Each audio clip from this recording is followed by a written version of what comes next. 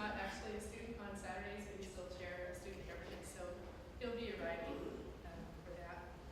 And then this afternoon, we have 3 final cases that will be presented. Marcy Hales will be presenting Olympic National Park baskets, who do they belong to? And Juliana Sullivan will be presenting on should the U.S. Navy's electronic warfare program be enhanced in the Pacific Northwest Olympic National Park. And then Sean O'Neill, who couldn't come today, will be presenting Too Much to Bear. So he and I will work together on this case. So, and in an indirect way, it's because of Sean's case that I was Googling around things and found Doug Meslow's work. And so we have Sean to thank for me just sort of stumbling across this and bringing it forward about the work that he's doing, which is quite fascinating. And so we have our raffle. This is our last raffle of the year. And so the theme today was spring and summer fun. And so students can bring things to me. So I want to thank everyone for that. And we have raised enough for the blankets. And so anything we make now is goes towards the graduation meal. And we'd like to remind everyone to bring in items for the graduation auction. And so I think, well, I know Vince has been very hard at work, and Cheryl secured is it a golf course? I don't know what you call it. It's a round golf. A round of golf? I didn't know what to say, and Steve, I said, it's the golf course raffle, and Steve says, we're raffling for a golf course? And I said, well, what do you call that? I didn't know. But thank you, Cheryl. And Jennifer, what did you get, an overnight stay at the Clearwater Casino? I don't put those two together. It's from the same Oh, sponsor. yeah, so thank you for that. And we just got an overnight stay at the Chehalis, what's the name of the hotel? Eagles Landing Hotel. So we're getting all these donations coming in. We very much appreciate it. And anything that you can do to help Steve out to talk himself. He's very much interested in, every year he's been involved with the auction, and every year he keeps topping himself. And so he wants to leave having topped his record for the 3rd year in a row. So that's really great. Be sure and turn in all of your work by the end of week 10. We have to get all your year-long videos posted very shortly thereafter within a week. So please make sure that all your work is done. And then we have graduation on Sunday, June 7th. So next week, when you walk in, the next time you come in here, the place will be all opened up. It'll be all set up for graduation. And we'll all be working to get the tables covered for the graduation dinner.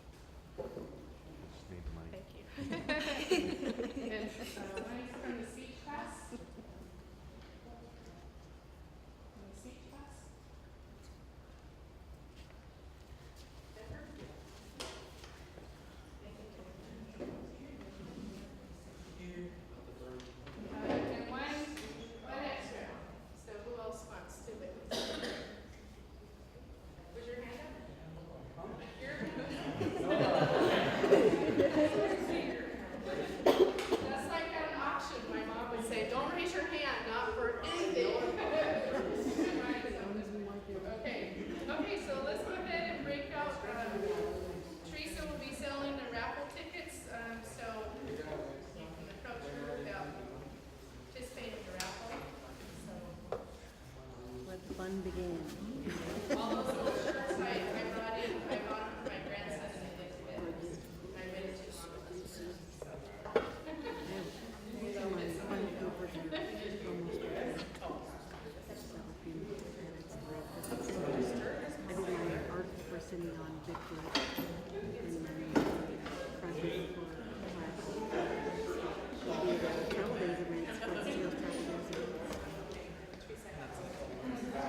Well, no, it starts with a Sam ceremony. We had cemetery cleanup yesterday. I'll do the Mr. Hills pattern and then the travel days. When is travel day? It's a memorial weekend. Oh, What's left for the rest of class. And so I just want to recap. This is leadership and social media in case you come to the wrong class or you're not sure what's going on. And so for this class, for the whole quarter, you need to have written 6 pages, and 2 pages are about a leader of your choice and what issue they are addressing or issues, and how do they use social media to advance their cause, okay? And so you had 2 pages that were due for the second Saturday, 2 pages for the third Saturday, that's today, and 2 pages for the final Saturday to make one 6-page paper, okay? So if everything went according to the way it's supposed to, you should have given me 2 drafts for each one.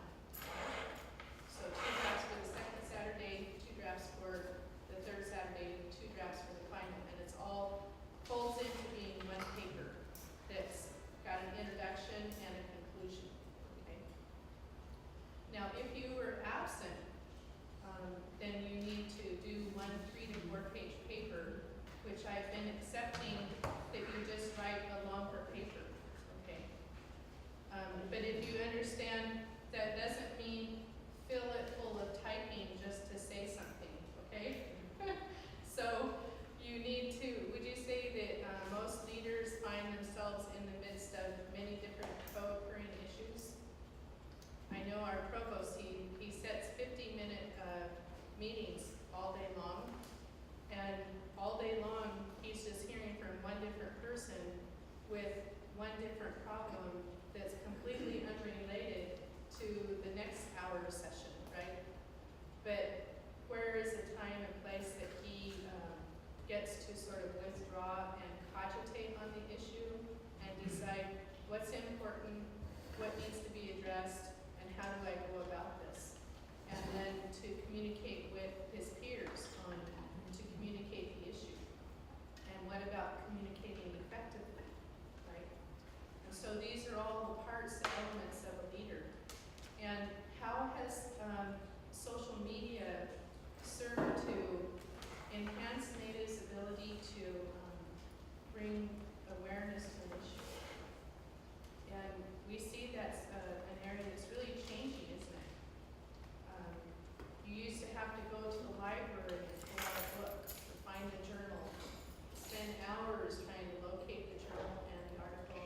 Now we can just Google things we have right in the moment. If there's an event happening right now, you can create a little Facebook page and even ask, here as it is, who's all coming? You know, and people start responding. And you might get, I don't know, half or 2/3 of people who say they're going to come actually come. But it can turn into a groundswell of support. And right on your phone, the interface of your phone. Yeah. And so, in case you're wondering about some of the empty seats today, they're out having a protest up in Seattle about Shell. And so we have a few that decided that that was something that was really important to their commitment to the environment. And so that's where they are today. And so the picture taking that you get in the moment is changing the nature of how we report out, because doesn't the picture tell 1,000 words? And so that's going to be the mission with this work this quarter. And so we had David Montgomery here last time. And he was, in case you didn't know, he was quite ill. So that's why he arrived late. And I was telling Vince, because I didn't say anything in the moment, he says, well, he did leave rather quickly. And I said, there were reasons. And but he had a lot to say, and people have recognized his ability to create change and bring health and help to tribal communities. And so he's very much in demand, but quite a bit because of the Harvard Institute's face page that highlights his work. And so I was down at Quinault recently and talking to a couple of our alumni, and they were talking about the impact of David Montgomery's work on the tribe as a whole. So each one of us have this capacity to be an agent for change in many different ways. And so you can think of your own self as a leader. Some of you are actually interviewing, doing an ethnography for the site class work. And think about all the different roles that you fill, and they're co-occurring, aren't they? I know like one of the students, probably more, couldn't come because of involvement with a commute journey. And so the fact that you're a student in school doesn't cancel out the different roles that you play in other parts of your life, right? And so, and they're all important, and they're oftentimes clashing. I thought just going on a family vacation this summer was going to break the family because no one could get on the same page about the days to go because everyone's just so busy doing these different things. Namely, my son-in-law with baseball. He's a coach for 2 teams and plays on a third, right? That's busy. So, but it's important work. Coaching youth and helping to develop their character is very, very important work. And so I want to honor your commitment to being here today, and also what you've identified as the leaders in your community. And so I thought in the time that we have, I'm not sure what time it is, my watch, I kept looking down, I said, why is it 8:12 for so long, right? So my watch stopped. So, okay, so it's 9:36. And so I thought what I would do in the next few minutes is just be a mock presenter of, now it's the last Saturday of class, and I'm going to be a student and I'm going to present to you, okay? Now I meant to have my websites up here connected, so let me just take a minute to do that.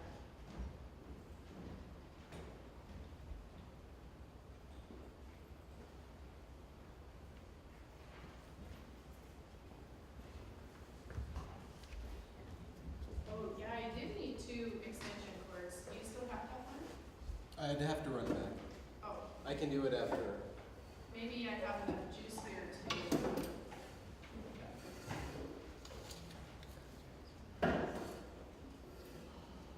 told him this morning I needed 2 extension cords, and when he asked me, I said, no, it's just one. But the food, so you can tell where my mind was at, and I was trying to hurry up the process and get all the food done before y'all arrive.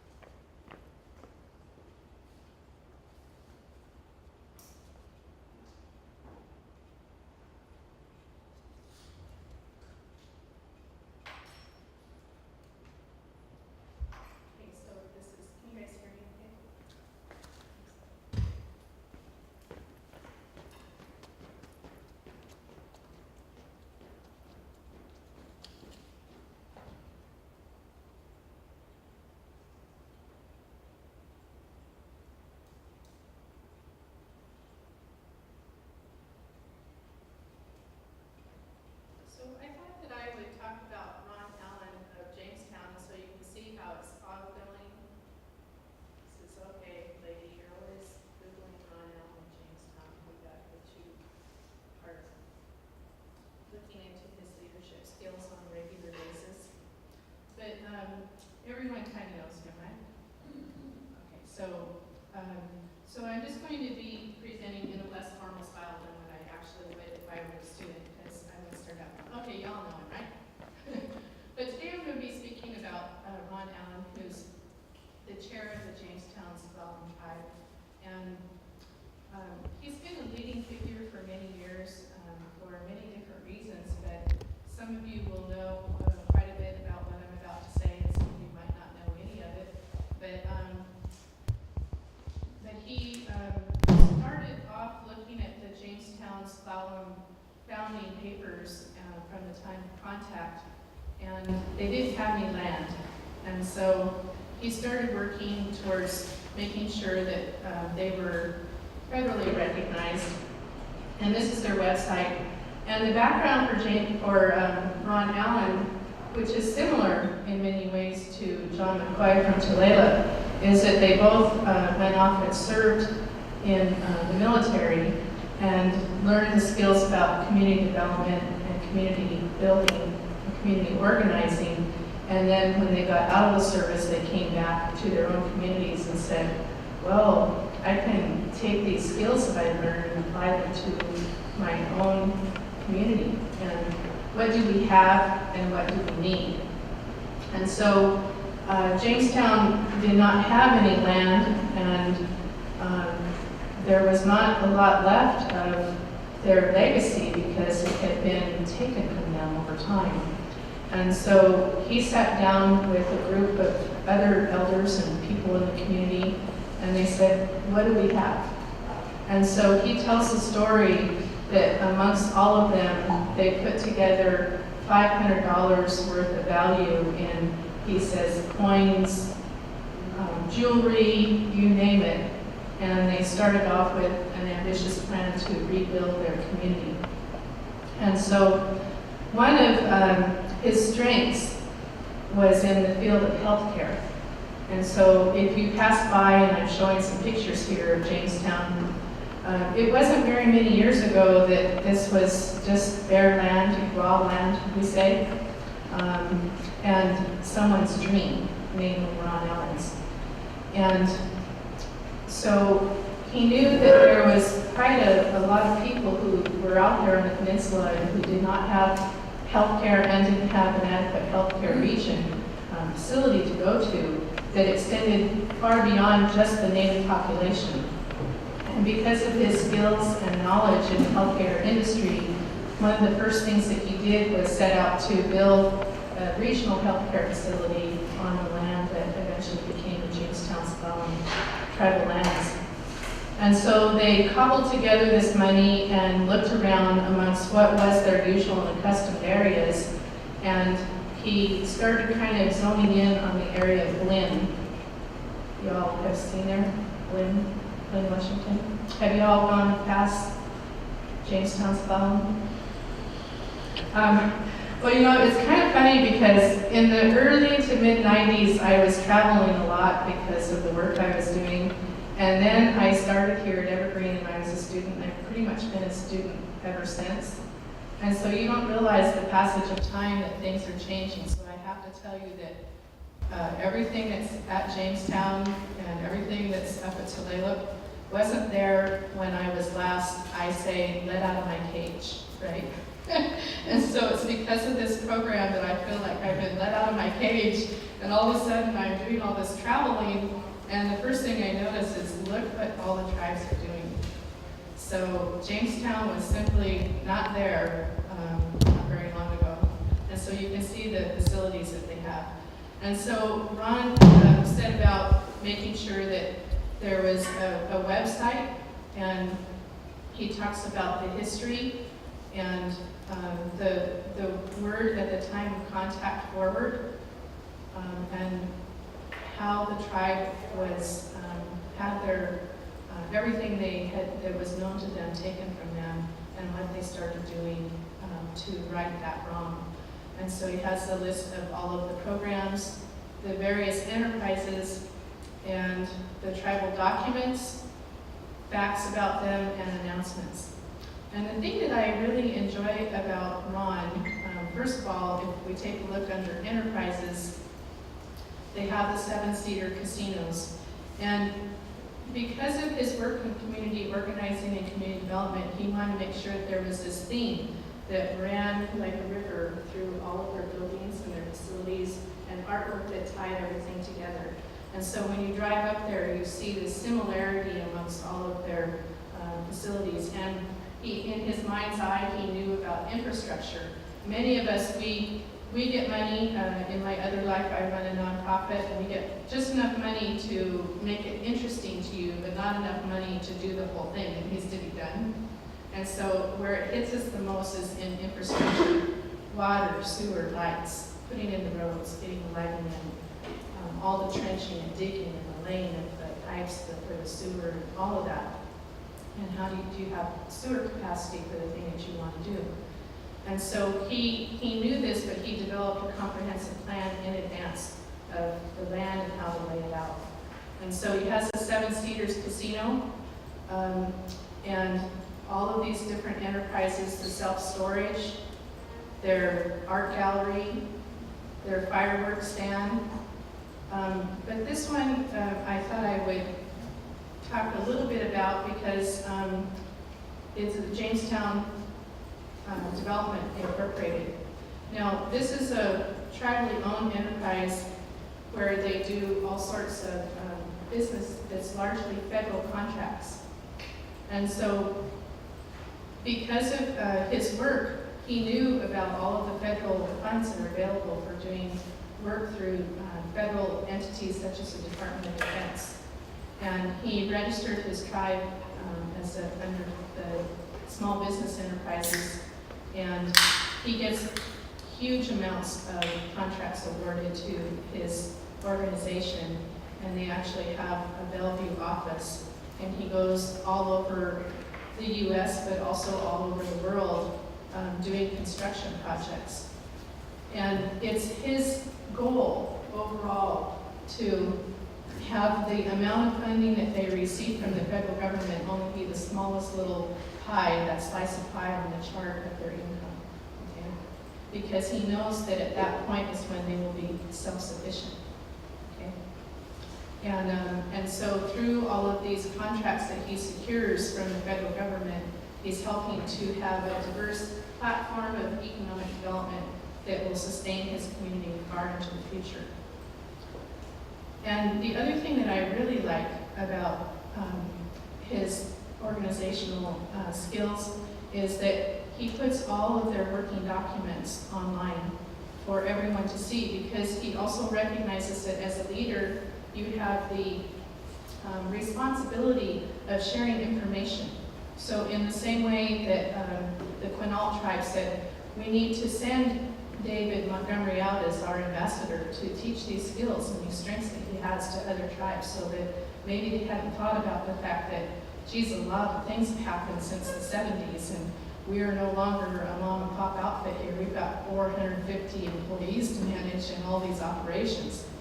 And so he has down the tribal constitution, the reports and newsletters, their treaty and their tribal code. But it's the comp plan that I truly love, because he updates it quite often. And the comp plan is, if you haven't been involved with them, they're sort of the guiding documents. They declare to the community and to everyone else, this is who we are, this is what we're doing, and this is where we want to head in the next 5, 10, 15 years. And the reason why I kind of landed on him as the person to talk about today is that I really wanted to impress upon you, if you get nothing else out of my presentation, is that there is no better document for most of the work that you're going to do as a student, if you're talking about any tribe, than to go find their comp plan, but also their hazard mitigation plan. And these two documents will share a great deal of information about the tribe and what their mission is, what their goals are, the types of activities that they do so far. It provides a great deal of maps and things about the area of growth where they see where their future lies. And you can see how at the time this document was published, it also includes all of the people who are on their executive committee, their council, the people who contributed to it.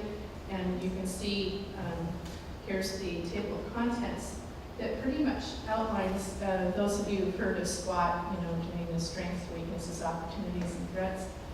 The introduction, it gives the demographics, their organizational chart, the geography, the land, what their challenges and opportunities are, what their community goals are.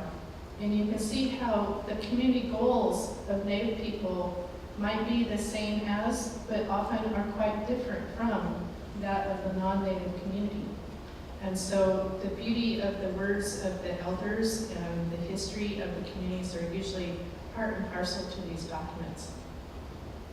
And then it has the governance goals and their implementation strategy. And what do they mean when they say culture? And so if you start looking at any of the planning documents for most of the tribes, it'll be a statement, a declaration. Here's who we are. Here's our founding beliefs and our structures, and here's what we mean by culture.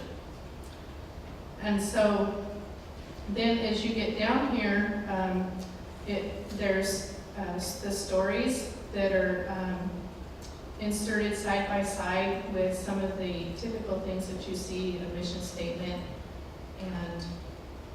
and then it goes on down to include the reason for having a comp plan and how this plan came about, and on and on. And it's really important to declare the nature of your work and to let people know who you are, because sometimes we don't know. So for example, at my agency, we had a transportation program for years, and people said, well, we thought it was just for low-income people. After all, you have a food bank, therefore everything you do is for low-income people. And so we didn't do a good enough job of letting them know, no, our transportation program's for everyone. So you need to declare the nature of your work. And here's your tribal history. So again, this is why this is such a good document for you. If you're not sure, well, where do I get a sort of summarized version of a tribal history? Google their comp plan. It's almost always there. Some of our students have had trouble finding the history of their work, so ask yourself, have they changed their name? Okay. So right now, Suquamish is a good example. When you drive on, it says you are entering the Port Madison Tribal Reservation. Maybe they're looking for Suquamish in history, and the reason they're not finding it is because the documents, the founding documents, will say Port Madison, right? So you need to just be mindful of that. And then the organizational chart, isn't that nice? What if you didn't know, well, how does this all fit together? Well, it's right there for you. And then it starts off with the demographics. And you see the maps? Now, most times, and I'm not saying you have to do this for your paper because this is just a 2-credit strand, right? But whenever you are going to talk about any place, starting off with a large map, you might want to start off with the US, for example, and then have the region, the Puget Sound region, and then a picture. And so you see how he's telling you, this is where we are. And he tells you this is the original Jamestown village, but now, okay, we've moved over here to Lynn, okay? Lynn was also our area too. And then he shows the geographical setting using different maps that are available. This shows their the lands given by the S'Klallam, Chimicum, Twana, and Suquamish tribes to the U.S. This is ceded areas. So you see what a large area it is. And I can't begin to tell you how important it is to have these founding documents ready and available to you. And I know Steve Yanish said, Cindy, you're addicted to looking up journal articles. Okay, I'll agree. But the reason for that is that how can you make a legal claim about something if you don't have the original documents to back you up? Okay? And they are available to you. And they're available to you as a student for free. So I personally wish I didn't have to sleep ever again, because I would just be downloading all of these documents. This morning, Vince is taking a doctoral dissertation to our faculty that's about the Lower Elwha tribe. And so I would encourage you to use those as a place to anchor your own tribe's connection to documents that you maybe don't even know exist. Okay. And so he talks about those things and gives a variety of different maps and an explanation of them. And so these documents become the basis for a declaration, but would you say the importance of them for future litigation? And litigation oftentimes will result in mediation, which is fine, but to advance the Native cause and Native efforts is an unceasing and relentless work that will always result in change, but only if you're committed to it and you have committed people who are knowledgeable. Okay. So I could go on and on, but I've already exceeded my time. Would you say I've talked for more than 10 minutes? And so I haven't talked about the fact that he's very open. If you went to our Facebook page, then you would see when he comes here, we videotape him the same way we are Mr. Nislas today. And that will be posted, it will be added to the collection of things that this is the message that he has for Native people. And he's gotten to the point where he understands his own role as a teacher and instructor. I think viewing Mr. Nislas's work, he realized his role as an instructor and teacher at a much younger age because he's got, 6 websites, I think, and all of this work that he's doing. But when you see something happening in your community that is the difference between what could be a tragic Enron type or Exxon type situation and keeping the beauty of the environment, then it's a call to action. And you will do anything you can to effect a change so that it can stay pristine and beautiful. So then you should have a handout, so I'm just giving you a handout about my own. So you can send your handouts to me, and then you have a question and answer session. So if you have any questions for me about my short presentation on Manel. So on most tribes' comprehensive plan, is that more in depth and in detail than they would just have a regular plan of action or long-term goals? Yes. So, and like you said here with Ron Allen updating it when they have changes. Yeah, Do most tribes do this though, Cindy? not all tribes do, but I would say that most of them see the value in it because it declares the work that you're doing. It's actually something that's required to get certain funds. So I think some of you who've been in my classes know I talk about the hazard mitigation plan. It's actually a requirement. Can't talk and write at the same time. But the other thing that is really nice is that it gives you, if let's say that you wanted to have you wanted to talk about some certain program or project of an XYZ tribe, then it also contains an inventory of all of the primary documents. So you see this one for the Confederated Tribes of the Umatilla Indian Reservation. It's 188 pages long. And so some tribes put them together a little bit differently than the others. I would say this one's kind of a combined comp plan and hazard mitigation plan. But what's really nice here is that it gives you all sorts of information similar to Ron Allen, but laid out a little differently.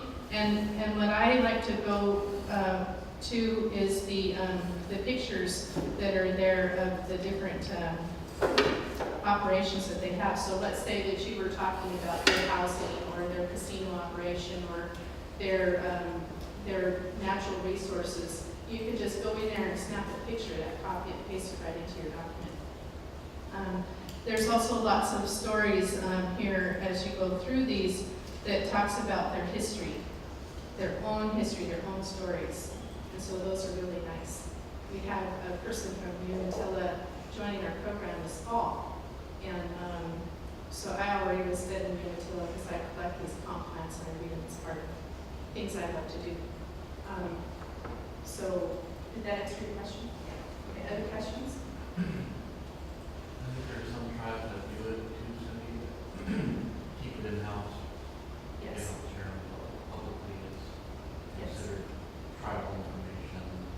Like you said, you're used as resources for grants and Right. requirements for other federal programs.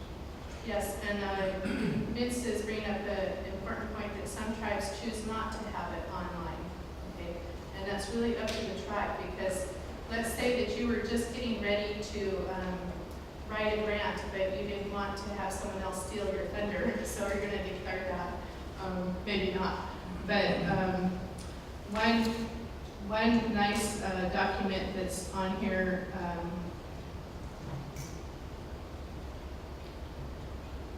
if I were to Google, I'm not saying that you would know to Google this, okay? It's just that it's related to the field of work that I work in. But this is a grant that was evaluating one specific grant program, the Indian Community Development Block Grant. And Squaxin Island is actually a leader in receiving this funding over time.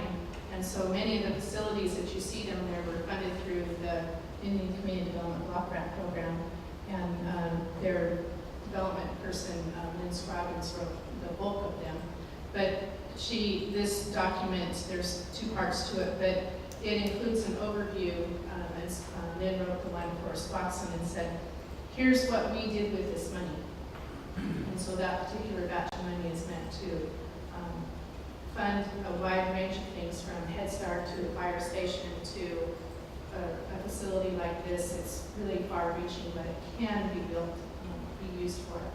But this is all important work that we're engaged in, and I think that Ron Allen took the skills that he had, in particular as a healthcare person, and built this beautiful facility, and it's serving the entire Olympic Peninsula region, and it's a real true moneymaker for the tribe in ways that other tribes maybe didn't see, but only because they didn't have someone like him who knew that industry so well. And then his co-occurring abilities and skills in securing the federal contracts. He is a true leader, and as are many of the leaders that we have in our communities, in different ways, right? And we're in different tribes, we have different things happening that, so for example, at Chehalis, all of a sudden Great Wolf Lodge came up and, oh my goodness, did they have a need for a leader to be right there? And they did, fortunately, for all of the taxation issues that they ran into. So any other questions?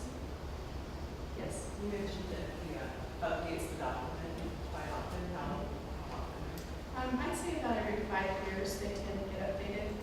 But I would certainly, before I started any project in this program, I would Google their comp plan and their hazard mitigation plan, and use those two documents as some real easy ways to help you along, because there's a book called The Strong People, and it's for the Pork Animal Tribe. So you could read the whole book and then you spend some time kind of boiling it down to give me a very short summary, right, on an introduction to the Pork Animal Tribe. Or you could go to their comp plan and maybe they have 2 pages and you boil those 2 pages down, right? But don't go to their website, like let's say you all had a tribal website, and let's say that every single paper you wrote on was the XYZ tribe of Wrangell, Texas, okay? Would you want to go to the website for every 16 papers you wrote and give you the same stuff? Let me tell you, as a teacher, I get cranky, right? Because you're supposed to be advancing your learning, so this is one way. Is pick a tribe that's maybe not your own, and you stand to benefit from learning about another community and what they're doing, and how that can help your own tribe. Other questions? Okay. So does that kind of give you a feel for what you need to come in and do? And I would say we have about 17 people in our class, so let's say 10 to 15 minutes each. And if you've been in my classes, you know how I start calling time, and you need to honor that. So if I start waving at you, going like this, or go like this, only because we need to have time to let everyone share, okay? So, yeah. So, because we're doing social media papers, can Yes. we do exactly that? Just go to the social, like the Facebook or my leader? Yes, exactly. Yes, So- thank you for asking. And so I have become a wanderer on Facebook. I try not to waste time, but I do. I must admit. And I have to slap my own hands on Facebook. Next time, I think you find some good information. Well, I do, but you know, it's like, okay, so here's, now Douglas, he could tell by this picture that I went sneaking around on his Facebook page, and I'm like, Doug, could you help me out and get some pictures that aren't you in front of a termite mound? Because I'm just gonna run with, no one's gonna notice that, but maybe we'll talk about the termite mound too, but he's got all these pictures of where he lives, and they're so beautiful. There's not really any of him that I could, like, they weren't fit right there on my poster, you know.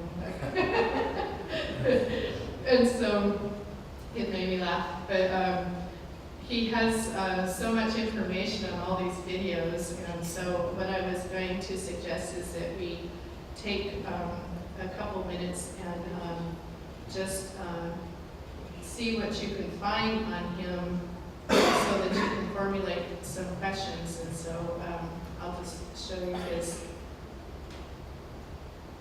Facebook page.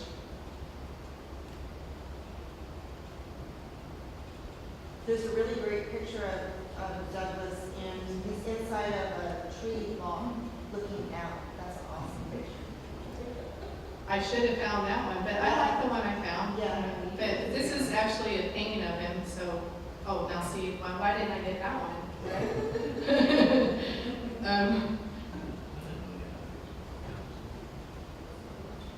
Well, I do, but only to lurk on my granddaughters and daughters. It otherwise doesn't exist. Yeah, if you press it, you'll see nothing, because I just use it to lurk on what my daughters all the time. I say, how come everybody knows about blah, blah, blah, but me, your mother? And get a Facebook page. I said, I'm your mother. Get a Facebook page.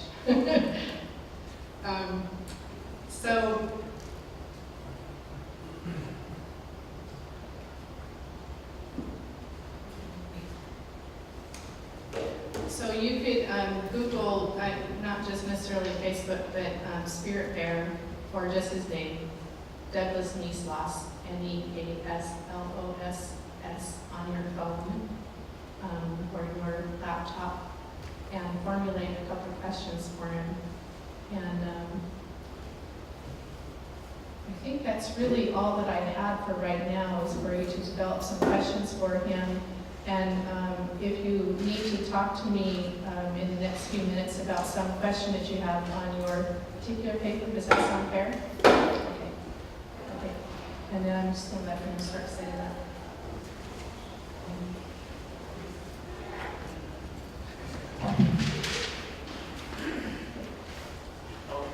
Ask her a question.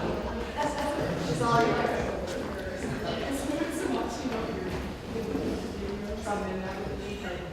Pictures, let us know you want to.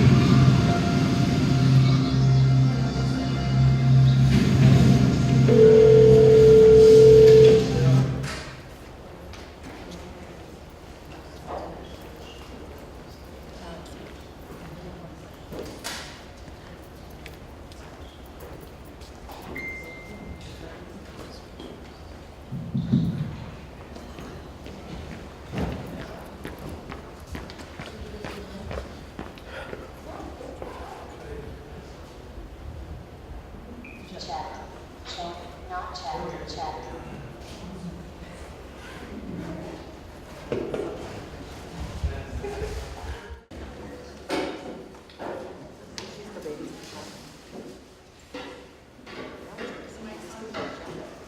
Okay, so we're gonna go ahead and get started, and, so if you could be taking your seat, and, just ask for you to could have your electronic devices put away so that you can get your attention up here to, Doug. He took, well, I'll let him tell his travels just to get here, but, it's a long ways from where he lives. And so, just to recap, our class this morning is on the role of social media and how leaders are using it to advance their causes and educate the public and get buy-in from the community about issues of common concern. And so he's doing some cutting-edge work on issues that we've been learning a lot about in the last couple of years. And it just seemed really appropriate to bring him here, and I want to thank all the students in student governance who work together to make that happen. It's actually the funds from student governance, and all of you in your own way contributed to him being here, because when you pay your tuition, a portion of it goes to student activities fees, and so that fund pays for graduation but also has a separate little kitty. So if we didn't have people like him here, it would literally go back to the state general fund each year as unused monies. So when we can bring people in of his caliber, it's really awesome. So I want to thank all of you, and let's give him a good round of applause. You're welcome. Thank you.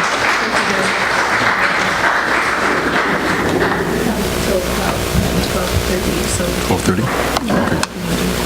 Sure, okay. Hello, hello. Can you guys hear me okay? Yeah.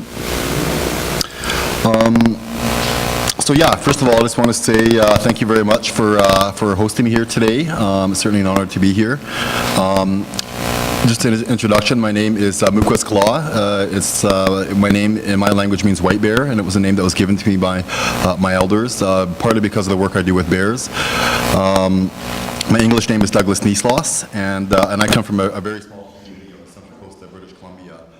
As Cindy mentioned, the travel to get here is quite extensive. I had to go from a small float plane from Clem 2 to Bella Bella, Bella Bella to Port Hardy, Port Hardy to Vancouver, Vancouver to Seattle, and then bus it to Tacoma, where I met Vince yesterday. So a bit of a trek. And let me just see if I can get this going. I can show you exactly where Clem 2 is. So again, it's a, so my computer's kind of acting up.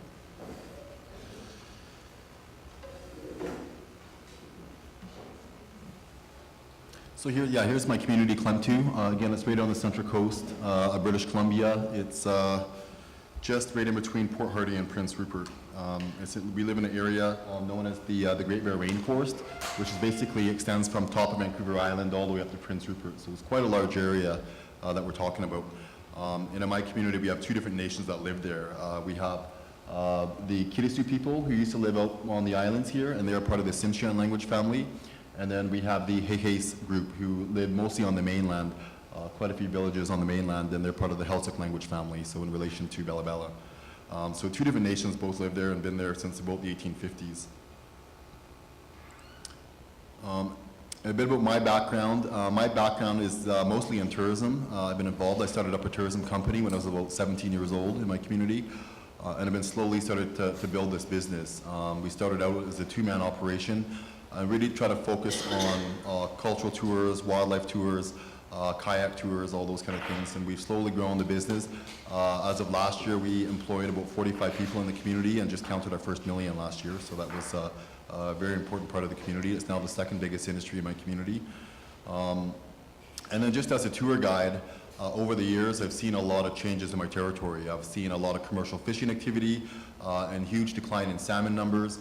I've seen issues of trophy hunting, where people would come into my territory and shoot bears for sport. So they wouldn't eat it, they would just come and shoot it, chop off his head, chop off his paws, and leave the rest of the bear there to rot, and so they could stuff it and have some sort of trophy hanging on the wall. So That's when I decided more to kind of leave that, kind of get out of tourism and really start to focus on the political arena. So in 2005, I was actually hired by the community to get involved in marine planning. So I was actually hired to develop a marine use plan or a management plan for our waters back in 2005. Since more recently, I was hired in 2011 as the stewardship director, and that's a bit more of a broad title. I deal with a lot of land use planning, marine use planning, rights and title type of work. I develop youth stewardship programs and then a lot of science programs. We're doing research on, we're doing bear research, crab research, sea cucumber, salmon, just part of our governance where the community says we should battle science with science. So we're trying to make sure we have a good understanding of that. And I also manage a number of other things like Watchman programs, which is basically our enforcement arm for our nation. So, and then I also work as the elected council member. I just came off a 2-year chief term as the chief counselor for the community. And now I'm just decided to focus a bit more on the stewardship work, so over the last few years. So maybe before I kind of get into that, I'm just going to show you guys, I have a few films I'm going to show you guys today. Some of them are very short and one's a bit longer. Just so you guys can get an idea of where I'm from and some of the work, especially around tourism. That's my focus of the presentation today will be about bears and also how, kind of social media has played a key role in kind of getting your message out. So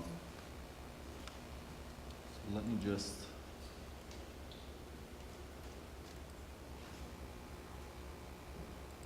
So this is one of the films. This one just came out recently, or a few weeks ago, just talking about the importance of our tourism program and also the youth engagement and youth involvement in the area.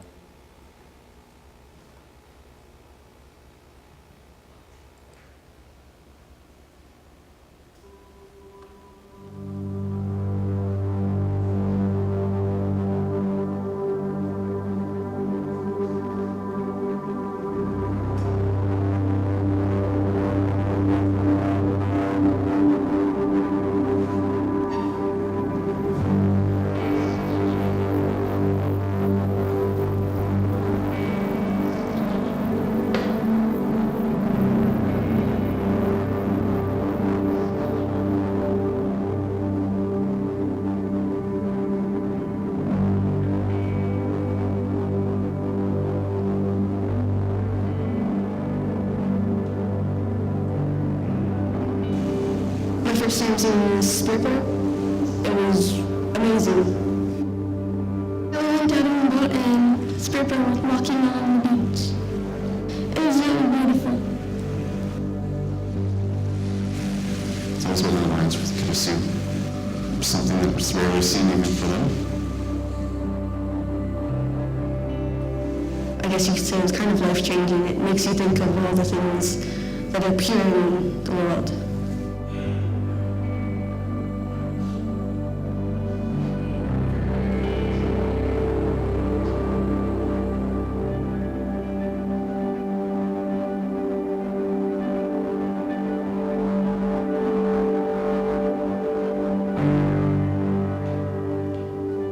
First started having discussions about tourism in our community, it was a concept that it was fairly new, and the elders basically said that we're going to have people looking at our windows, and we're going to have people buying out the band stores and buying out all the fuel, but they're also worried about the impact of tourism and what we could have on the environment.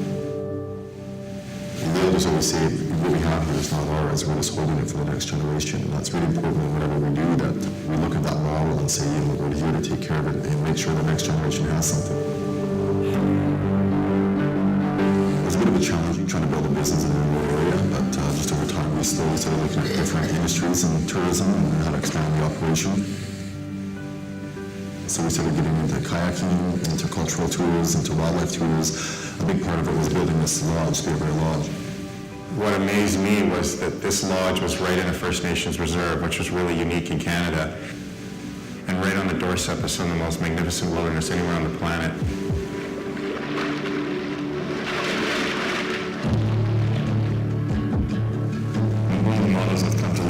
Is taking only photos and leaving only footprints. I think that's very important for these people in ecotourism. A lot of people have come from all over the world, specifically just for bears. Bears are very important, I think, just to be able to create an industry here that's, we're not pulling out a fish, we're not cutting down a tree. On the whole coast, there's still a lot of communities that are dependent on resources, whether that's fishing and forestry.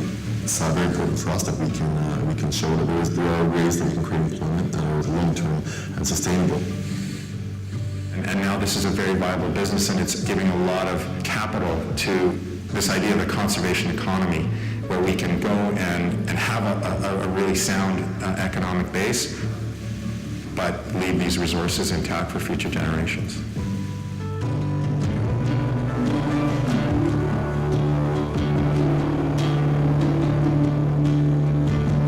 We were noticing that we had a number of young people sort of hanging out. Some of the young people from the communities coming in the evenings and wanting to learn more about what we do. So with the blessing of the elders, we formed a youth performance group. We usually start out outside and we introduce a big house and come in, and then we do a few songs and a few stories. It's really exciting. The guests love it. There's a lot of passion in the students. They are starting to have to learn in more detail some of their traditional stories and their dances. And I was really inspired by all the cultural activity out there, and it teaches them a lot about where they come from and who they are. I feel special because it lets other people see our culture and what we do around here. They probably haven't seen that before. When I first got started, I was really shy. I kind of got thrown out there when those cruise ships used to come in. Here I was all of a sudden talking to 120 people. I was fortunate enough to be every day on the trails, on the boats. We were hunting over here, seals over here, we get urchins over here, sea cucumber over here. So all that stuff is pretty much how I started. And then I moved over to land use planning and then bear ecology and data management. I think we're really embraced by the community, and we have this full spectrum of participation. The reason why I want to take ecotourism is because I want to provide the same thing, but up and down the coast, so that we can get to know each other. That's what inspired me. There's a lot of transferable skills that come with tourism. It's not just about viewing bears. I mean, you learn communication skills. You learn how to work with wildlife and do some of the science work that we're doing. It's a lot more broad, and this means a lot for the community. We're really looking forward to where this is going to grow into.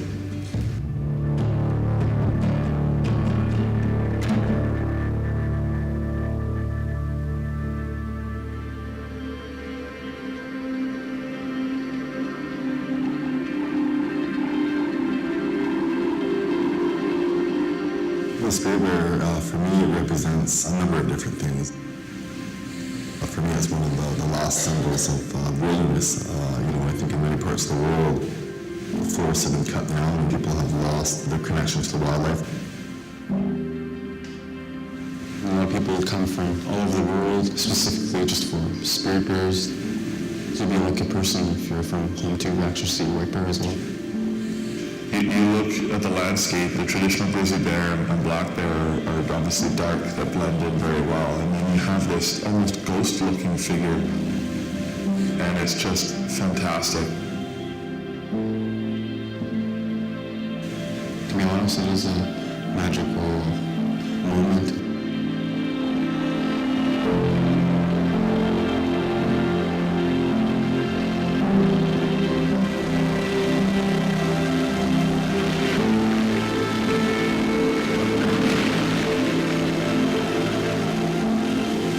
The same. Every river is always different from the next, and so is every bear.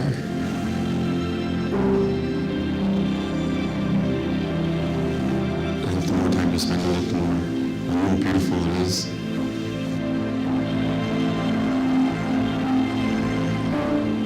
We used to have a number of hopes. I really hope that this business continues to grow. It's about the community made it very clear. This business is not just about money, it's about taking care of the areas and make sure the next generation has something. The stewardship of the environment, the cultural renaissance, trying to stop the trophy hunts, all these pieces have really fallen into place, and it's really become a real hub. It's really exciting. I think that makes a lot of people feel very proud, and you know, for me just to be a part of this industry that's you know, again, long-term sustainable and creating employment, I think is very important for us.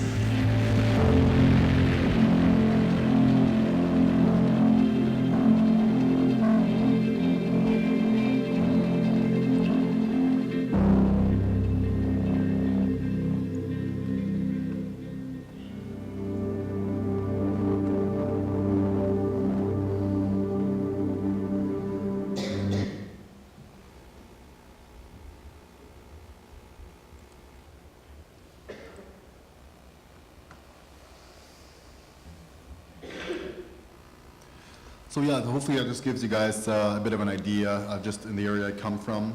So kind of before I get into any more, I guess I'll talk a bit about the history of the Great Bear Rainforest. Again, like I said, it's quite large. It extends from top end of Vancouver Island all the way up to Prince Rupert, and it's the largest intact temperate rainforest on the planet. And back in the 90s, it was actually under threat. You know, at the time, the provincial government had all these plans to log it, and they had, you know, it wasn't known as the Great Bear Rainforest back then. Yes, I'm very much against it. I really am. It just doesn't make any sense to me. So, you know, I hope there'll be a surge forward that we start to work on protecting these bears, and not just the spirit bears, but black bears, grizzly bears, and not just on the Central Coast, but everywhere.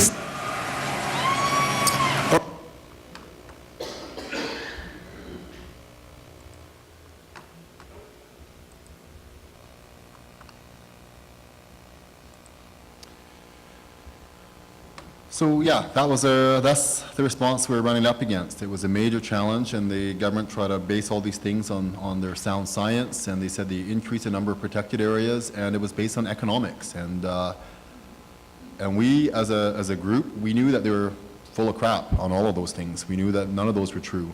All these protected areas that they claim that they protected, none of them protect bears. So you can go into any one of those protected areas and go shoot bears in those areas. So they were telling lies basically to the media that, you know, these are what these protected areas do. So that's why we decided to develop a bit more of a campaign around that. They said that they base their decisions on sound science. Well, we want to find out, well, let's find out how you're basing your decisions on the sound science. What is your sound science? What does it look like? So we found out very quickly that they didn't have one set of gumboots out in the field. No one was out there ground truthing any of it. It was someone sitting down in an office in Victoria looking at a computer screen and looking at this computer model, and that said, here's how many trees there are in British Columbia, therefore this is how many bears there should be. And so it was a guess at best. And so we said that's not adequate. We'll go do the science because the provincial government's not doing it, so we'll go do it. So we invest about $500,000 every year in bear research, and we put people out in the field, so they're collecting barbed wires, so they're able to collect the bear's fur, and they can tell whether it's a male or female. We can tell movements of bears. We can tell whether the bears are stressed. We can tell if they're moving. We can look at population estimates. So we invest quite a bit of work. We do helicopter work, and our bear research is going on right now as we speak. So this is our 4th year doing our bear research. And they also said it's based on economics as well. They said that trophy hunting is worth $350 million to the province of British Columbia. And we were trying to tell them, well, we're not talking about all trophy hunting. So that number they get is all the animals. If it's a rabbit, if it's a deer, if it's a moose, whatever it is, they include all these different animals. We said we want to talk about bears in the Great Bear Rainforest, and let's look at that. And they don't want to go down that number. They didn't want to go down that path. They keep telling everyone that trophy hunting is a huge part of the economy of British Columbia.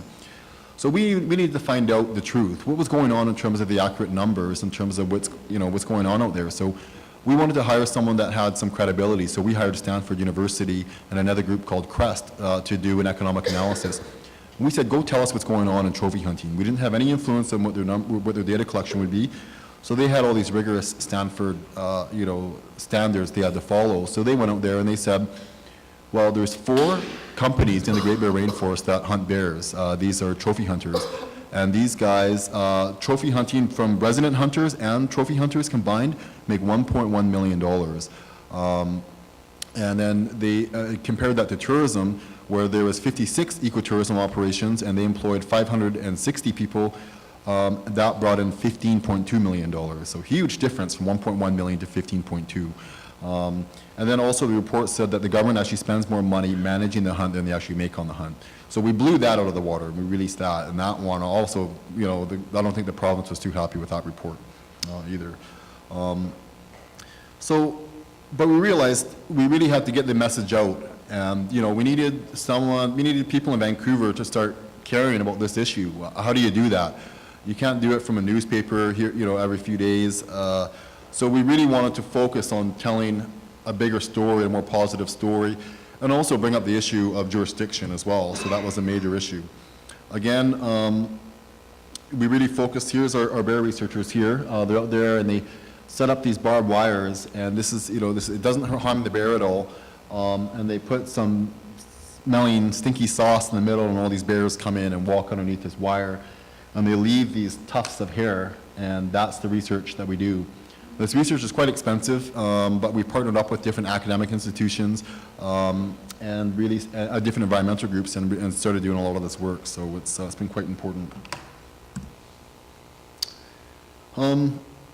So again, we just really want to focus on educating people about the issue. And again, how does someone in you know, the far corners of British Columbia, or all across Canada, or all across the world for that matter, how do they understand, how do you get them to care about this? And it's not just a First Nations issue. Like I said, our first press release we did was fairly negative, and you know, we didn't, that's not the approach we wanted, and people were saying that, you know, the Indians just want it all for themselves. And so we really wanted to focus on storytelling and use social media as a vehicle to start getting the word out. So we knew that we had to tell a story.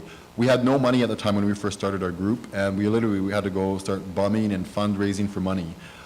So we kind of pitched our plan. We developed a vision in terms of what we wanted to do and the story we wanted to tell.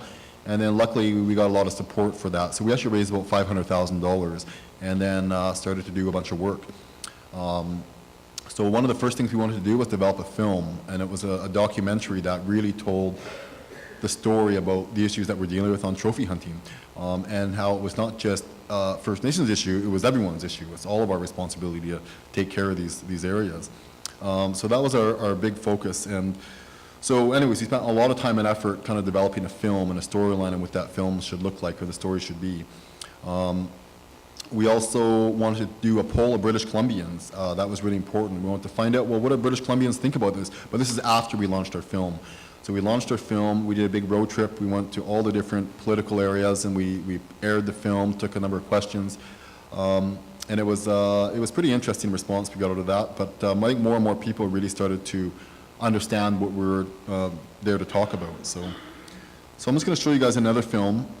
This is the film that we worked, again, quite hard on, just trying to tell the story of some of the issues that we're dealing with. Maybe before I do that, is there any questions? Actually, I should ask if there's any questions before we get into the film. How long has your legal battle been against the province and the trophy companies in trying to get this resolved? Has it been ongoing since 2010? I would say it's been ongoing since 2005. Yeah, it's been a lot of work. We started really ramping up probably around 2012 when we actually had a focus, a dedicated group to deal with trophy hunting. And it's, yeah, and I want to say, I think we're going to shut it down. I think we're getting very close. Like, I think we've proven that economics weren't right. You know, it's, you know, tourism's worth way more. We've proven the science is wrong. And, you know, so anyways, there's a whole bunch of things I think we're debunking them on. So, but we're also now using, you know, so we're using some of our political leverage, I guess, to deal with trophy hunting as well, saying we won't talk about forestry, we won't talk about all these other things unless trophy hunting is dealt with. So I would say it's getting closer. So. And have you had any of the treaty issues with the province come into play with legal battles? Well, in British Columbia, there's 203 First Nations, but only 4 have signed treaties. So actually, we're in a unique position where we're still we're looking at, some are involved in treaty cases, and then more recently we had a big case in Canada, one called the Chilcotin case, or the Williams case, and so that's huge for us because it basically says that Aboriginal title exists, and it's the highest form of title that you can have, and not even the Crown can infringe on Aboriginal title. So that was huge for us. So even companies, and basically in the court ruling they said even if companies do not have agreements with First Nations, that company, First Nations could ask them to leave the territory as a result. So That's kind of a precedent, and now it's kind of shaking things up in British Columbia in terms of what jurisdiction and what ownership and how that plays out. So, yeah, I think that's interesting. So everyone's still following that very closely. How much response, worldwide do you get? People say they're receiving it or Iceland or wherever? Yeah, well, the response worldwide has been huge. I mean, it's actually quite surprising because when we launched our film, our target was British Columbia. That's who we really wanted to target. But they went all over the place through social media and through things like Facebook. And we have tons of people going to our website, and we have Facebook pages. You can go look at Bears Forever, and it's all on there. So we get people from all over the world that come, and a lot of the tourists that come, they want those wilderness experiences, and when they find out there's trophy hunting, they're very quick. So we have people even actually from like Australia, from all over the place, writing letters to the provincial folks, the guys who are giving out tags to the trophy hunt, and they are expressing their concerns. So we get people all the time that are really helping with this battle, and this is why they came here, to view these things, and so. No, it's been very positive, and I think through things like Facebook has really allowed us to reach kind of a global level, which has been pretty positive. So, thank you.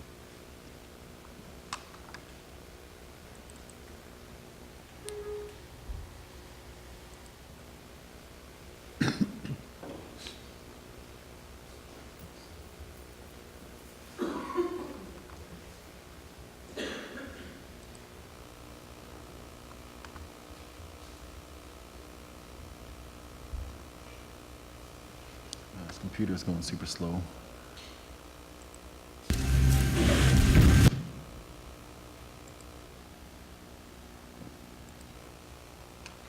So again, yeah, this is the film here that all the Central Coast communities worked on. And again, we released this in 2013, I want to say, or maybe it was 2014.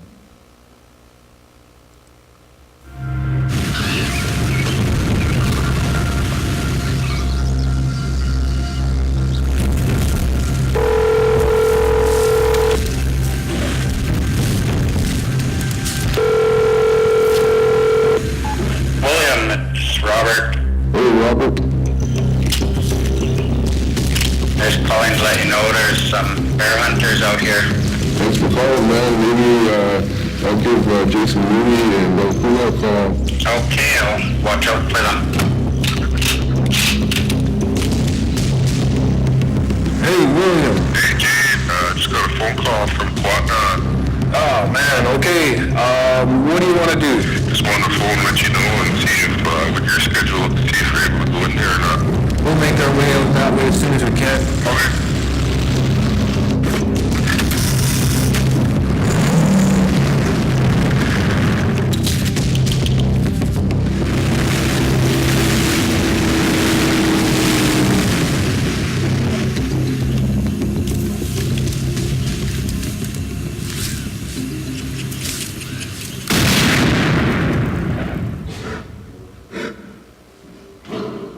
They took 3 shots. First shot knocked the bear down. Second shot was to make sure it was down. And then the third shot they took was from the 12-gauge defender to finish the bear off.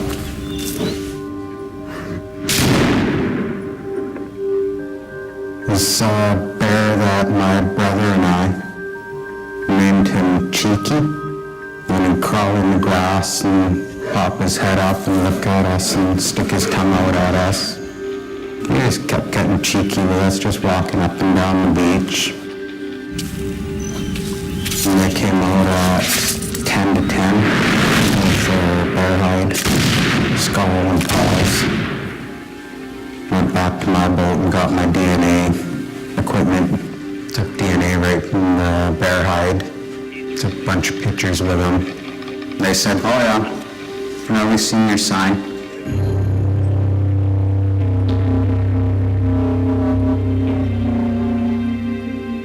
We could see the one boat there in Quatna.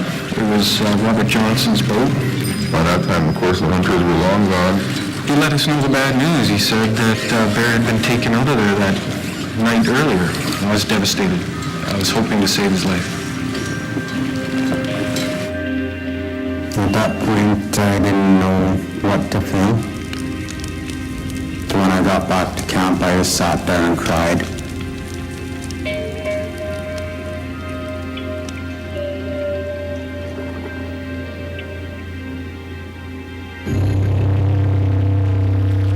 The idea of trophy hunting, I really don't understand it. Flying out into these wonderful areas and searching for these majestic bears that are nowhere else in the world just to shoot them, I don't get it. I don't understand it because I only hunt or fish for food, and that's the way I think it should be. Me, myself, I hunt for things such as black-tailed deer, ducks and geese, make sure everything's used, and I think Robert's in that same category. I mean, he's doing it so that his family can eat. It's not because he wants a skin or something hanging on a wall.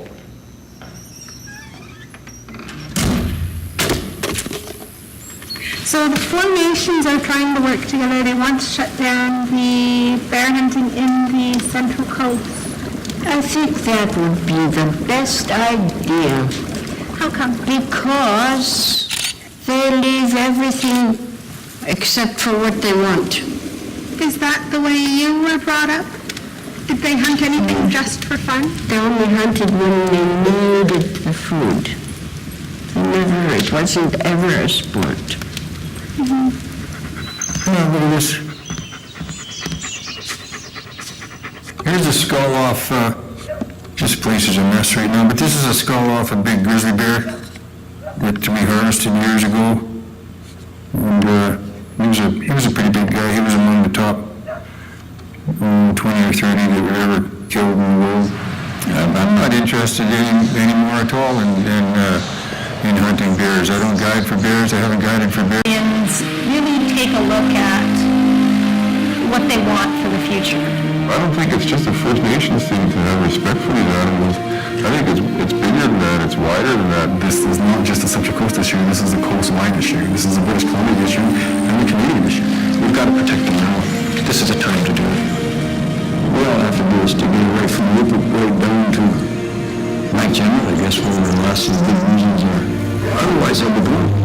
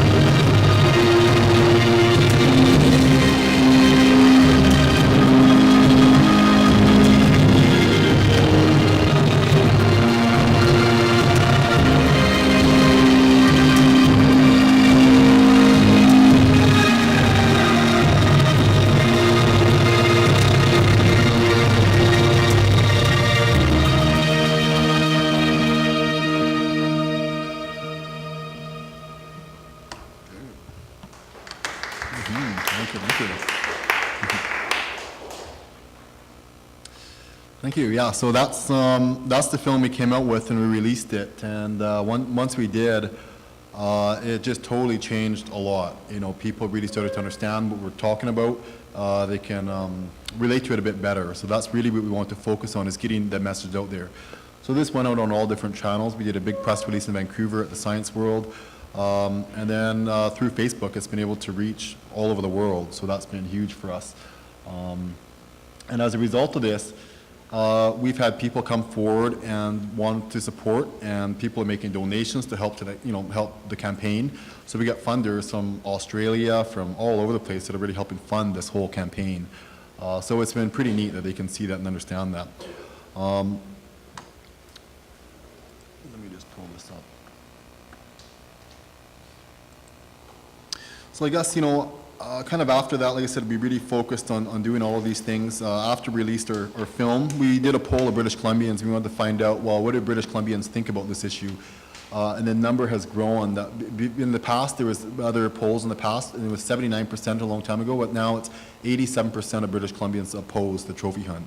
So it totally changed a lot of people in their minds, and even hunters, food hunters, the resident hunters that should get out and hunt for food, they said 9 out of 10 hunters felt that you should eat what you kill, and they came out with a very strong statement as well. So that was also a part of our poll. I guess at the end of the day, this is about, I guess, a number of different things. It's about trophy hunting. It's also, for us as First Nations, it's about jurisdiction. It's about us asserting authority on who has the authority to manage and monitor and do some of the stewardship work. And I think for us, we know what happens when we leave it to other governments, whether that's provincial or federal. A lot of the areas are logged, mined, fished, and there's nothing left for, when it's gone. So, we're lucky that we still have these things, and we want to make sure and protect those things. So, in terms of jurisdiction, we've always felt we've had jurisdiction. We've never signed away our jurisdiction, and we'll continue to do what we have to make sure that we protect these resources. Just to give you an idea, my community, I just want to show you guys some of the areas when it comes to enforcement of our territory. So my community is right here, it's right there. And this is Department of Fisheries and Oceans. And basically, each one of these little lines right here represents how much they come up. So all the red, and usually this is about 3 or 4 days out of the whole year that they actually come up and monitor our territory, which is not enough to really get an understanding of what's going on in the area. This next one, this map is BC Parks. This one you can see they travel a bit more. These guys are up there. Usually we see them about 2 or 3 times a year, although last year they came up a bit more. I think it was up for about 8 days, I think, total. So you can see some of the lines going up here. And again, not really enough to monitor all these issues. And we used to see a lot of poaching that used to happen on bears. So my community said, ramp up your watchman program. Get out there and monitor, protect your territory.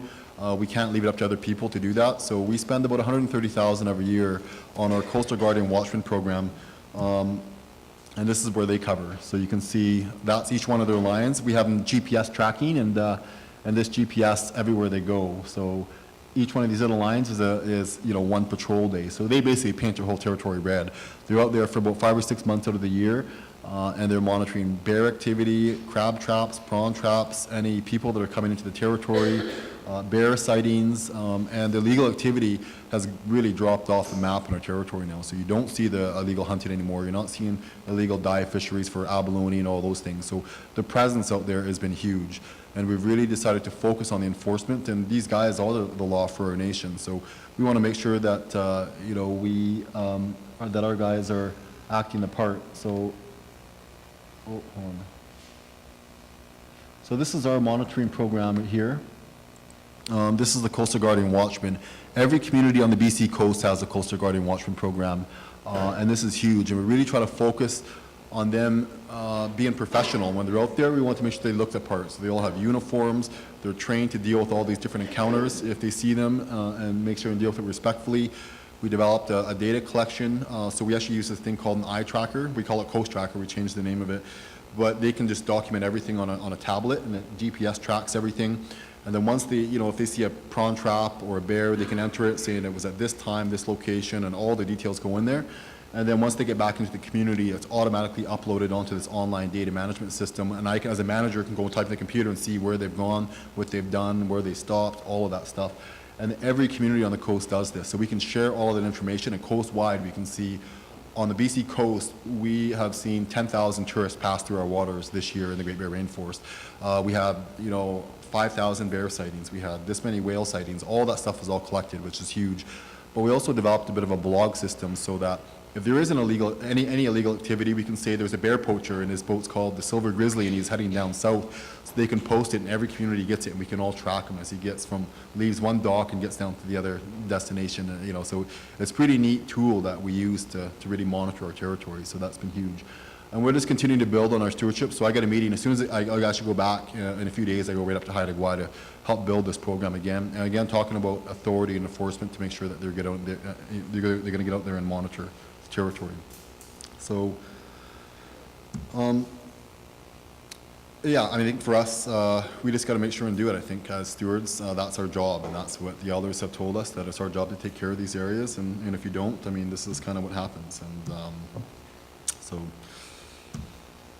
I think that's all I had. Here are some websites, if you guys want to look at some of the work that goes on. Bears Forever, we have a website, it's called bearsforever.ca, and all of our information is there, all the scientific information that we've collected, you know, whether it's on the science side or the economic analysis, all those things are published on our website. Spirit Bear Foundation is basically our research arm for our community. So we created this foundation. People can donate to some of the bear work that we're doing, and again, we're paying hundreds of thousands to do some of the bear research. So a lot of people will go and donate to this page and follow some of the work that we're doing. We also have spiritbear.com, which is our tourism company as well. So it's very much wrapped up in the conservation of bears as well. And then the Coastal Guardian Watchman website, where again, this is the network of all these coastal communities that are out there trying to protect some of our areas. So, and then you can find us on Facebook as well. Bears Forever is the group that we just watched, so you can follow it on Facebook. And then, or Spirit Bear Foundation, which is a fairly new group that we actually just set up about a month ago. We just launched. So, with that said, you know, I use a lot of other social media. I have a number of community pages, stewardship pages. I have one called the Kitasoo Hayes Integrated Resource Stewardship Authority, and every one of my community members are on this page. And we used to use VHF as this main source of communication a long time ago, and everyone in the house had a VHF, but now that's kind of a bit outdated. Now everyone uses Facebook, so and even the elders are using Facebook these days. And you know, and it's really neat because you know, I can come back in the community and I can say, well, you know, we just saw a helicopter in Mussel Inlet, and I can go type it in, and the elders see it right away, and we can all communicate about, you know, all the different activities. So it's been really important in terms of just times are changing, I guess, and we just have to, you know, and elders really enjoy it as well. But I provide them all the stories, all the traditional stories, things we're finding in museums, and all. It's been very helpful. So other than that, I think that's all I had. I don't know if there's any questions. If anyone has any questions for me, I'm happy to. Yeah. What legally can happen with poachers? Like, is there going to be something charged or penalized? For poachers, yeah, absolutely. It's a violation of Wildlife Act to be shooting bears without a permit. But for us, it's all illegal. It doesn't matter if you have a permit or not, because the provincial government gives out these permits, and we don't acknowledge those permits. Again, it comes down to the issue of authority, who has authority, but like I said, a big challenge for other government agencies like TFO or BC Parks is they're not there. And you see, or you know, those maps that I showed you, they're there 3 or 4 days of the year.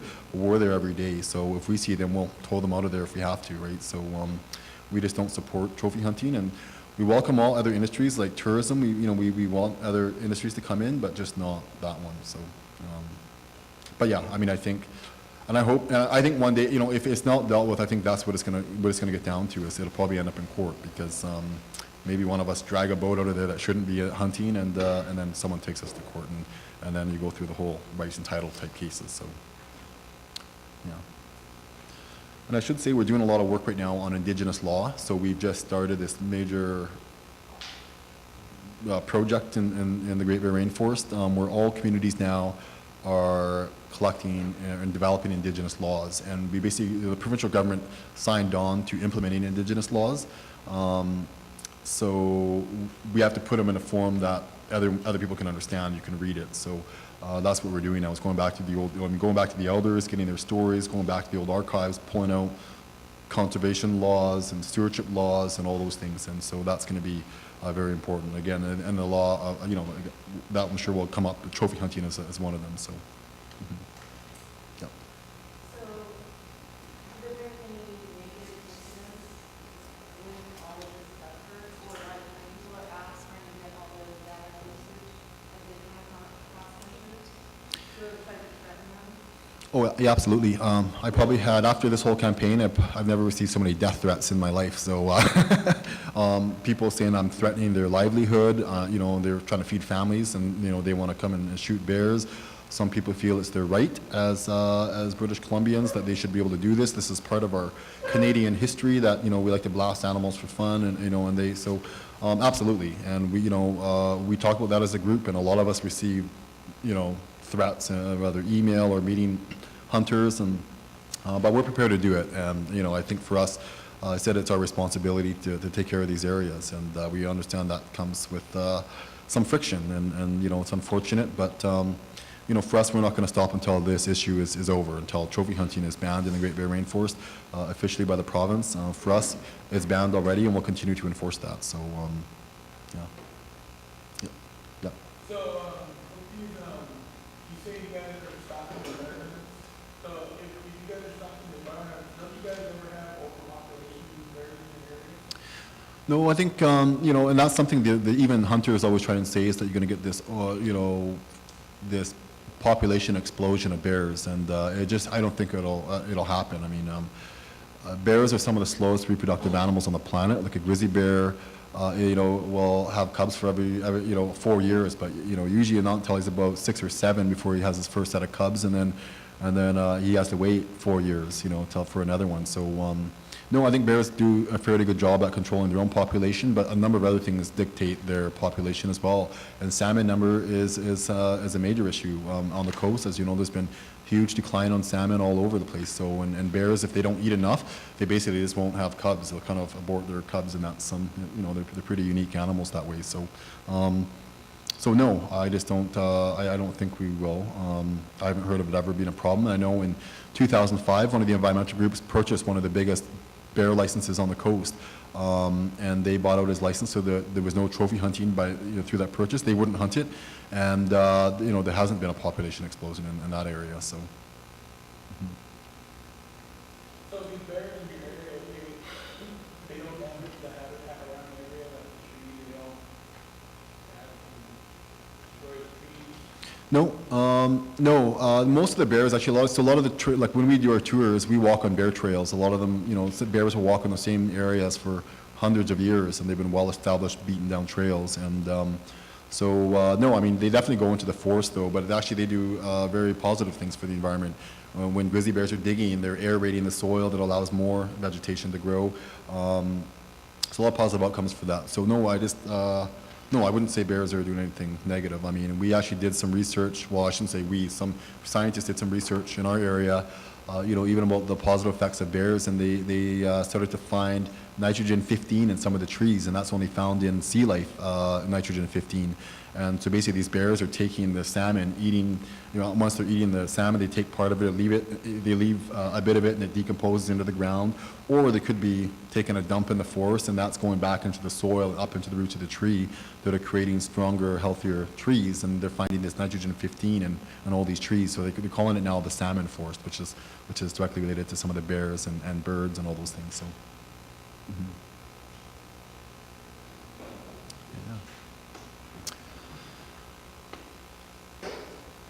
Any other questions? Okay, I think that's all I had. But yeah, I'll be around this afternoon as well, so if anyone has any questions. So yeah, thank you for hosting me here.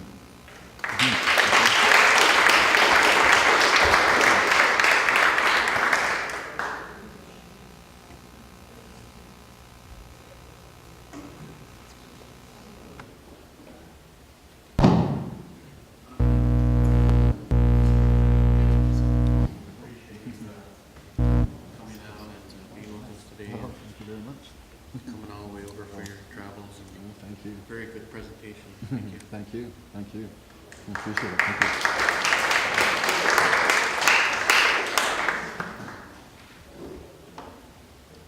So I didn't say this, but I wanted to thank Vince and Chrissy for helping out to get him here. It was quite the job for him to get all the way here from his community, and then to get from Seattle Pikes Place Market to I don't know the details.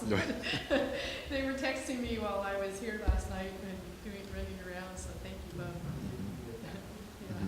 Thank you. So thank you very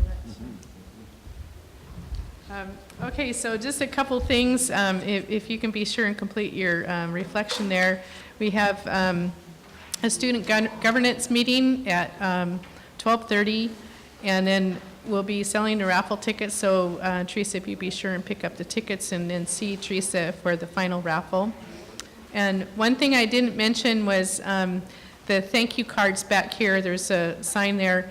Each year, we, when the faculty come up here at graduation, they take a seat on the risers here, and there's a little basket with cards, thank you cards from the students there. So if you can take a moment, you can pick up a card that's in the basket there, fill it out, or fill out a little note of thanks to your faculty. We have portfolios that we have to do too, as students do. So the students do them, the faculty do them, they all go to the deans. And any little note of thanks that you can give them is greatly appreciated and noted by the deans. And that includes people like Barbara Lee Smith and also Lorena Maurer, who's over here. She facilitates everything with the Grace Harbor students, and she's a real go-to person. Hearing she's going to be full-time next year, which is great. And she does the tutoring with the Grace Harbor students and all of the Quinault site and all of the students everywhere. So we really appreciate her, and also Gary Arthur. So please feel free to fill those out. And the student governance meeting, like I mentioned, will be very short today. Vince has some administrative paperwork that's connected to signing for the meal tickets, and we'll be doing invitations, distributing those at the end of the day for our graduates. And so I'd just like to encourage you to be thinking about ways that our school might be partnering with the work that Doug's doing. You know, we have a sister partnership with the Maori people in New Zealand, and then we have Zoltan Grossman out on the Ole campus who's doing work at the international level with all Pacific Rim countries, indigenous people. And wouldn't it be just great to organize a group of people to go up there and help out in whatever way we can with the work that Doug's engaged in? Wouldn't that be awesome? I could see some of you I saw you saying, that's awesome, I'd like to do that. And it's really interesting work, isn't it? So, any questions or comments on anything? So the afternoon, again, we have the 3 battleground sessions, and we'll do those starting at 1:30. So we'll just take a couple minutes to get dinner on. We've got taco stuff over here, and there's some stuff in the oven. We'll pull it out, and we can have our lunch. Okay? I think Doug walked out, but I just want to thank him for his efforts and work coming here today.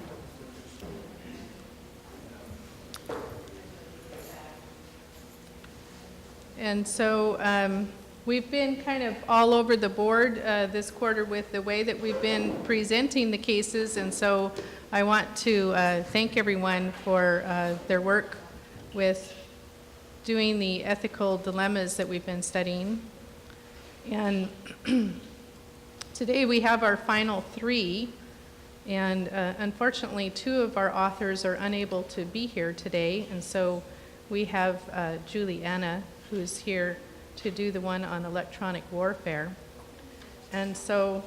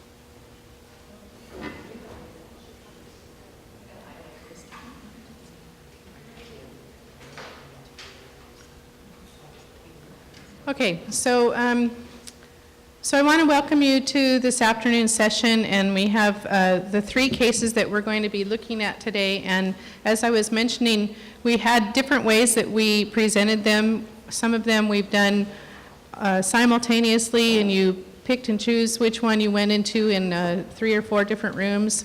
We've had some who were just presented one right after the other. And today we plan to have each one presented one after the other, and we're going to kind of sort of stick to that. But what we'll do is present all 3, and then you'll move into one of 2 tables, and those 2 tables will be doing 1 case each, okay? So you'll be answering half the questions. If you're at, let's say, table 1 back there, let's say that you're the bear bile case, for example, then you'll do half the questions, and if table 2 is the bear bile, they'll do the other half. And then table 3 would do the park basket one, table 4 would do the other half of the park basket, and then the tables 5 and 6 would do the electronic warfare one. So does that all sound fair? Okay. Okay, and so because Doug is our sort of resident expert on bears, we thought that we'd present the bear one first because he has to leave because of the logistics of his flight, his trip, and Vince is the sort of chauffeur and all of that.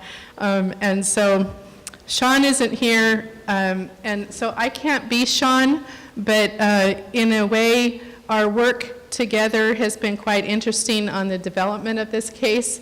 And so Sean will probably be watching this video. So Sean, we can all wave at him.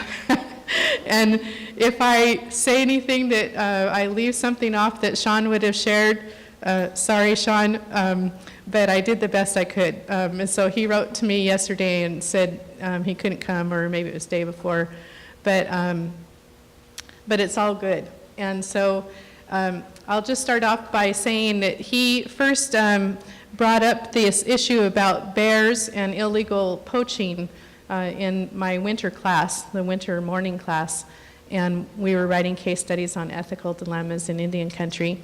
And so he started talking about the issues of bears and started writing his paper on that.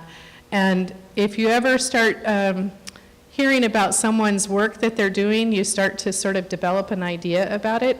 And so at that point, I thought that he was talking about your average bear poacher who goes out and kills a bear just to extract its gallbladder to be used for an aphrodisiac, and to cut off its paws to be used. I actually didn't know that there was bear paw soup until just recently. So I thought the whole bear paw was also part of an aphrodisiac. I didn't know. I just didn't like it. I don't like killing things, okay? And so I thought, wow, this is really going to be an interesting case, okay?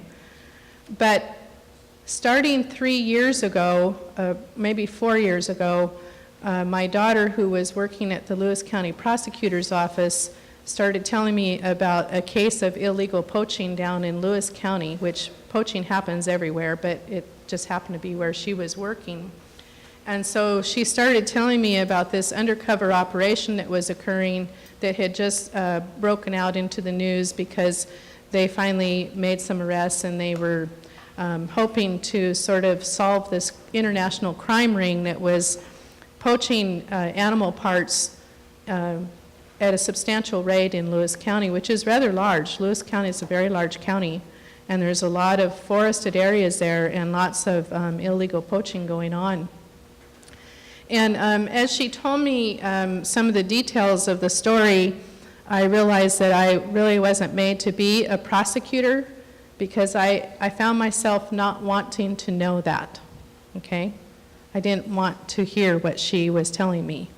I didn't want to hear about cruelty to animals. And so it was bothering me quite a bit. And so for 3 or 4 years now, the whole story bothered me a great deal.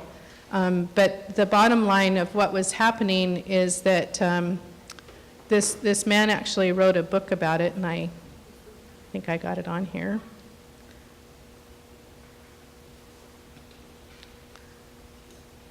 Well, I did have it on here. But it's,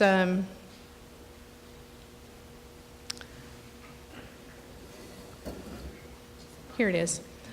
It was called Operation Cody, and I'm not sure why it was called that name, but this is where I am sorry that Sean's not here, because Sean actually went and read this book. And so this, the author of the book was the undercover agent who has since retired from Washington Fish and Wildlife. His name is Todd Vandevert. And he worked a substantial portion of his career trying hard to gather all the evidence that was needed in order to arrest and convict these people and actually send them away for a very long time. And so this is Todd right here in this. Oh, that's not helping you, is it?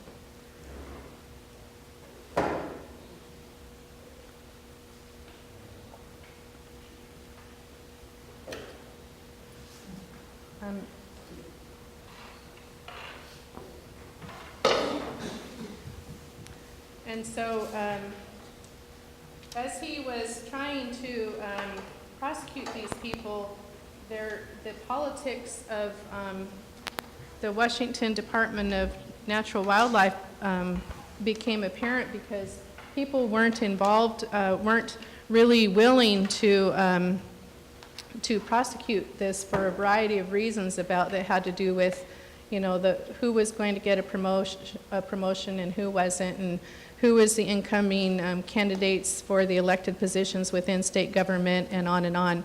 So again, this is Todd right here in his undercover position. And so the very first time that I actually heard about his work had to do when he came, and in part of his sworn testimony, he talked about the months on end where he would be camped out with these illegal poachers.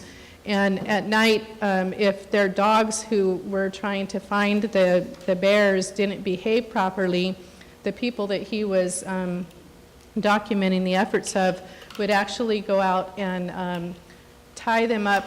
I don't know how this happens, but take a voltage from their car and attach it to the private areas on the dog and actually shock them.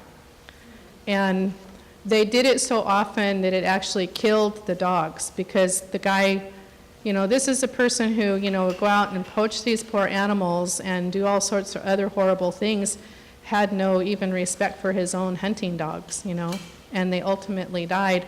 And this man had to sit there and be in a position of actually having a great love for animals, but knowing that unless he documented it over the time, and over a long period of time, and also all the people that were involved in it, he was less likely to put an end to it. And so in his book, Operation Cody, and any of you who know Sean and know more about this conversation and what I'm saying, feel free to chime in, but he documented his efforts to try to get this, all these convictions, and how the Department of Fish and Wildlife actually didn't follow through with it. And so the people were not prosecuted and convicted, and they're still basically out there doing the things that they were doing that he spent a substantial amount of years of his life engaged in. And this is his partner who worked with him, and they now live in Spokane, and he's still very committed to bringing as much publicity to this issue as it can, because it's his position that none of us, average Joe citizens, if you will, are aware or cognizant of what's happening out in our forested areas.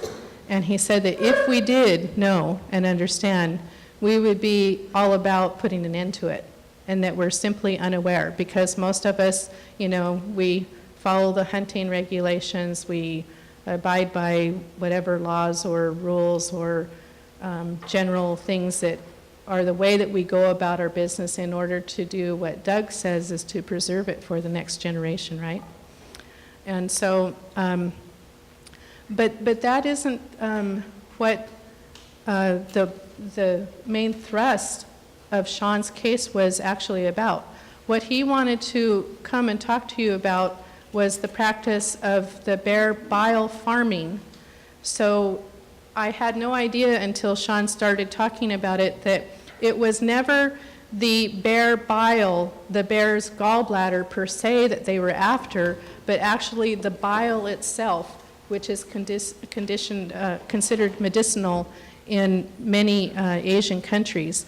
And so what they were doing was capturing the bears in order to get the bear bile, okay?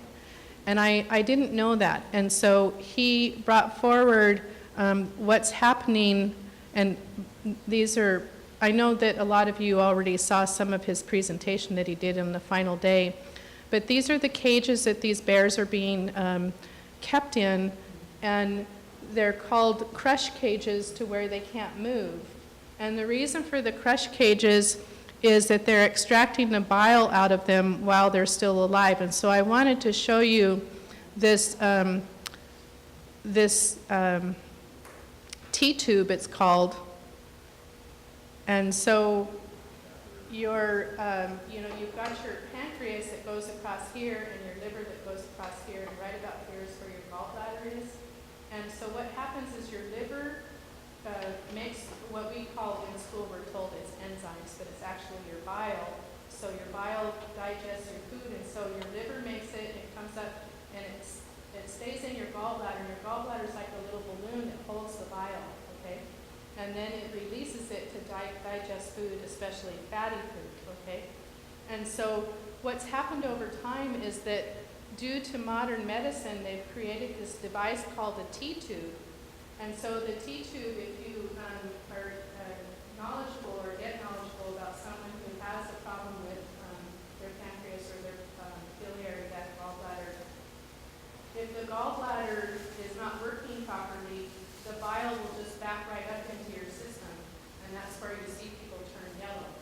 Okay? But the gallbladder duct goes down into the intestine and stomach area, but it gets twisted, it gets blocked, it's very tiny. Okay? And so what the T-tube does is it goes in there and it sends a little tube down through that duct, and it clears it up if it's blocked. But it pumps it out of your body, where you see this tube gravity drainage. It pumps it out of your body to get rid of the excess during the time that you're all backed up. Okay? And so it's very, very important discovery for people who have any sort of pancreatic or liver diseases until they can get the proper treatment they need. But then we have people like these poachers who look at it and go, oh my God, we no longer need to kill the bear to get the bile out of it. Let's just catch some, okay? And let's start extracting your bile out while they're still living. After all, they're still going to reproduce it, okay? And so understand that your bile is to your digestive system what your blood is to your body, okay? So your blood stays, it gets made by your body, and it just recirculates for a while until it's discarded by your body. And the bile is the same way. And so if your bile is all leaving your body, then it's weakening your body. It's meant to stay in there until it naturally dies and is discarded, okay? And so these bears are having their whole system weakened and also being made to stay inside these crush cages so that they can continually have the bile extracted from them. And right now, the bile industry has increased so substantially that they are putting their bile into every kind of health and beauty product there is in these Asian countries that are engaged in this harvest. And we're talking thousands of bears. Okay? And when Sean first told me this, honestly, I had to digest it. I had to, I couldn't take it, honestly. It was too much for me because I don't like seeing poor creatures suffer. And so they talk about here, the person I know had to have a T-tube put into them, suffered extraordinarily from the pain of it until they died from pancreatic cancer. And so to think about these poor bears in less than sanitary purposes, being kept in these cages their whole life and having, who knows, just put a tube right into them so that they can extract this bile is horrific. And so I so much appreciated his willingness to bring that information forward to all of us because I don't know about you. Anyone know about this? Anyone know? Michael decided to join Michael. He was at the Quinault site when I was doing recruitment this week, and I said, hey, come on down. And so this woman named Jill Robinson found out about it, and she decided to start a worldwide effort to put an end to it. And so she,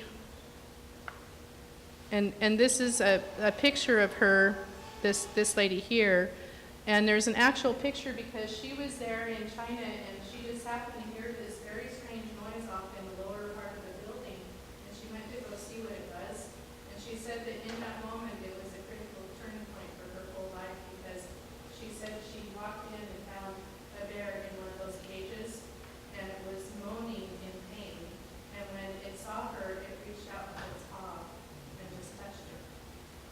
And for her, it was like an electrifying moment, because she would be like me, she just never even expected to see anything like that in her whole life. And so she now runs a recovery operation in Vietnam, and there's quite a few videos that are online about it. Some are short and some are longer, and but I'll show you just this one, but you could read about it on your own. And it's been so interesting to be a participant in the conversation with Sean, because of anything I've ever talked about in class, I didn't want to talk about this. It was really bothering me. And so it's curious to be the one presenting on it. And yet it is very important work that he was bringing forward to us. And so let me just plug in this short little video.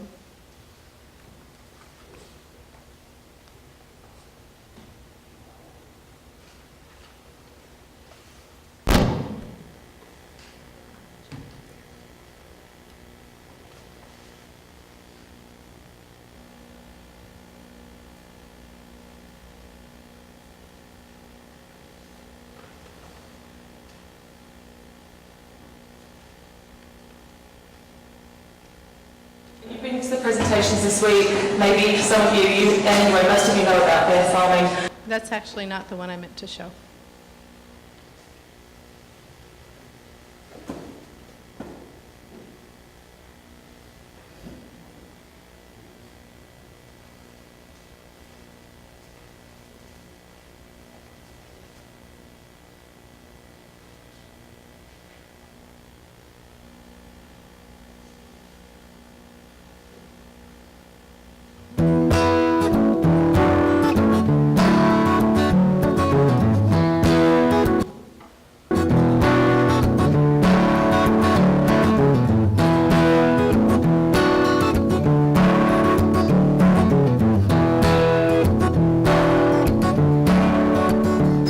My first vision ever of a moon bear in China was in the south of the country when I first went onto a bear farm, and I came across bears in cages similar to this.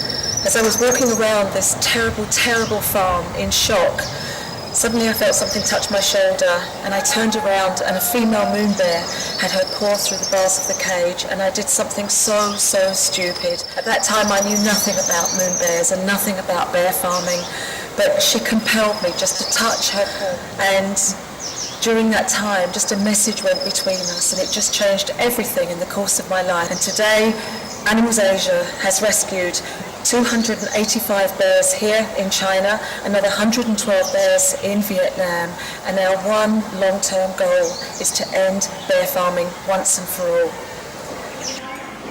So this is the enclosure where Jasper and his friends live, and our staff work really hard to make it an enclosure that's as close to their natural habitat as possible.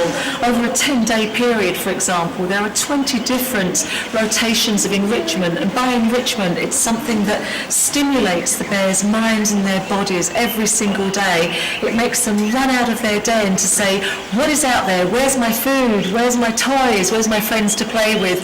Everything is different every single day, and it allows us to have appropriate management for these amazing and charismatic and intelligent animals.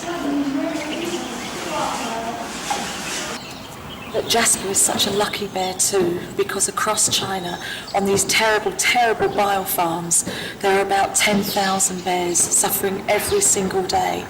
And in Vietnam, there's another 2,400 bears also kept on farms and cruelly milked for their bile. Jasper's now playing with his best friend Banjo, and our staff work so hard to keep these bears busy and active and stimulated their whole lives through during the time that they live with us here on site. So if you want to read more about Jasper and how you can help moon bears in China and Vietnam, please read Jasper's story, Saving Moon Bears, by Jill Robinson and Mark Beckoff, released in March and published by Sleeping Bear Press.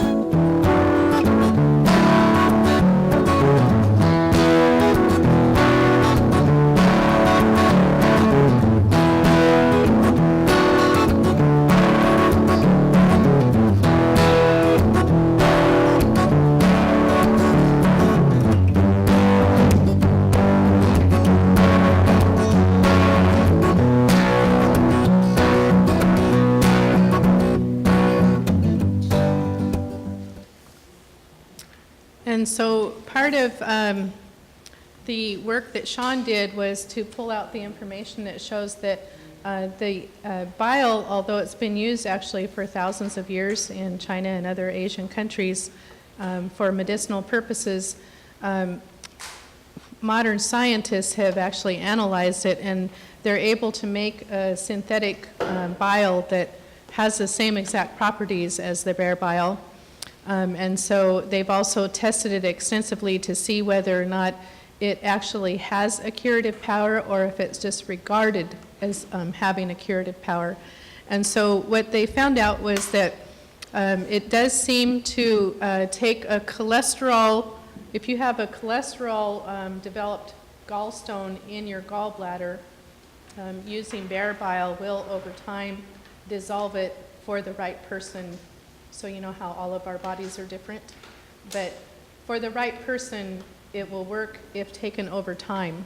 But it's not a good idea, at least what these documents all say, to use for babies or elders or people with pre-existing health problems. But the bigger issue is that the synthetic bile is every bit as effective as the bear bile. So as I was pondering about all of this and sort of thinking it over and working with Sean about it, that's when I stumbled onto Douglas Niesloss and his work. And one of his first conversations with me, I said, yeah, look at what's happening. These people are coming over and poaching these bears. And I mean, it's been going on for years. I'm sure I'm not telling you anything new.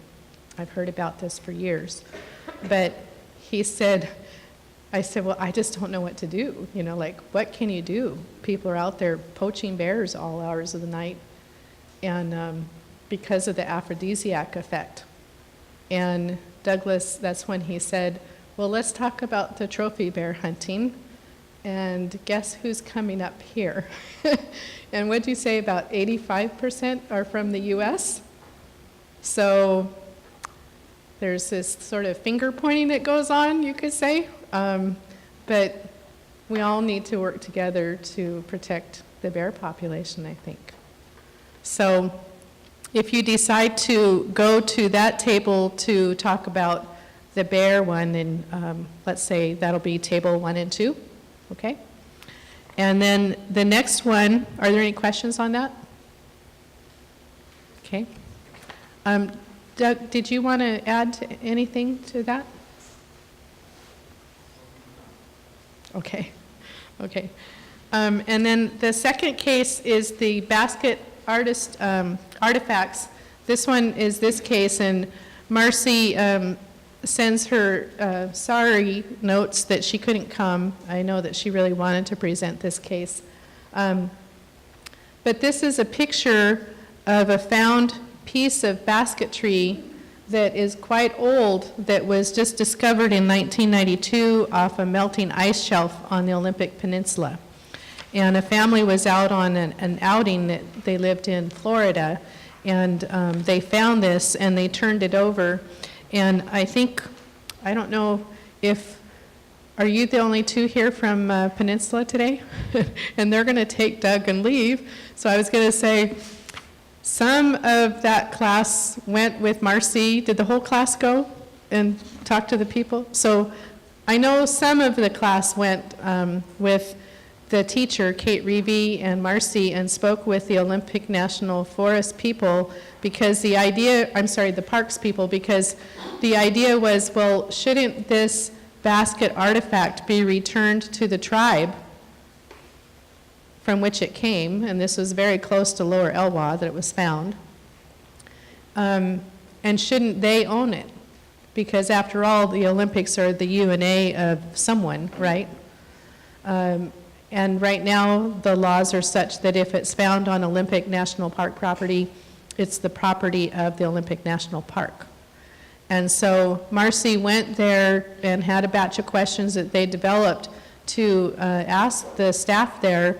And what they ended up finding out was that the museum houses quite a number of baskets, and that some of the tribes actually take the baskets there because they have the controlled environment that's required to keep them safe and preserved, and they hold classes there. And so she went there feeling one way and came back with a different idea, is the story I've been getting. Again, I can't be Marcy either, so Marcy? Marcy would probably say something more because she knows quite a bit more about this than me. But depending on your feelings about it, should it go back to the tribe? And we see this happening everywhere, right? The Department of Transportation is putting in a new bypass in Yelm. I think I mentioned this, and they uncovered some artifacts, and they referred them over to the Burke Museum, and the Burke Museum said, well, they actually predate the Nisqually tribe's appearance in the area, and therefore they're not owned, they're not Nisqually.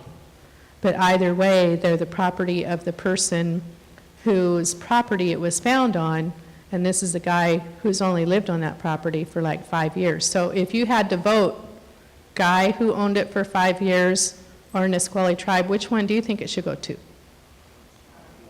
Right? So she brings up some really interesting points in her case. So let's call that one tables 3 and 4, and then we'll call Juliana up to present on the electronic warfare in the Olympic National Forest.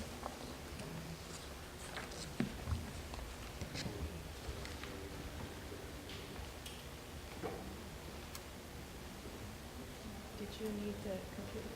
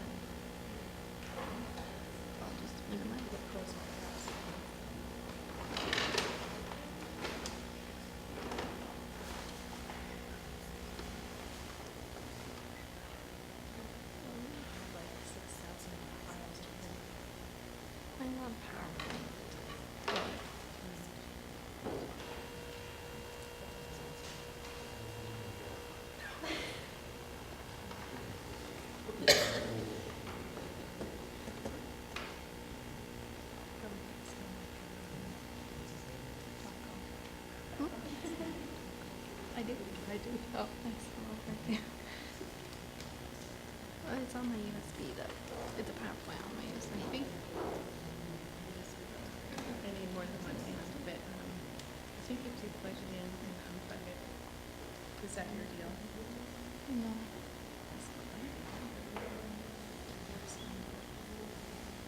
And if you go to open,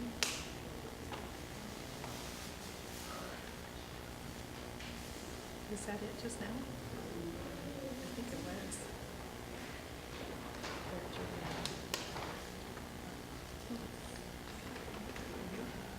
I think so.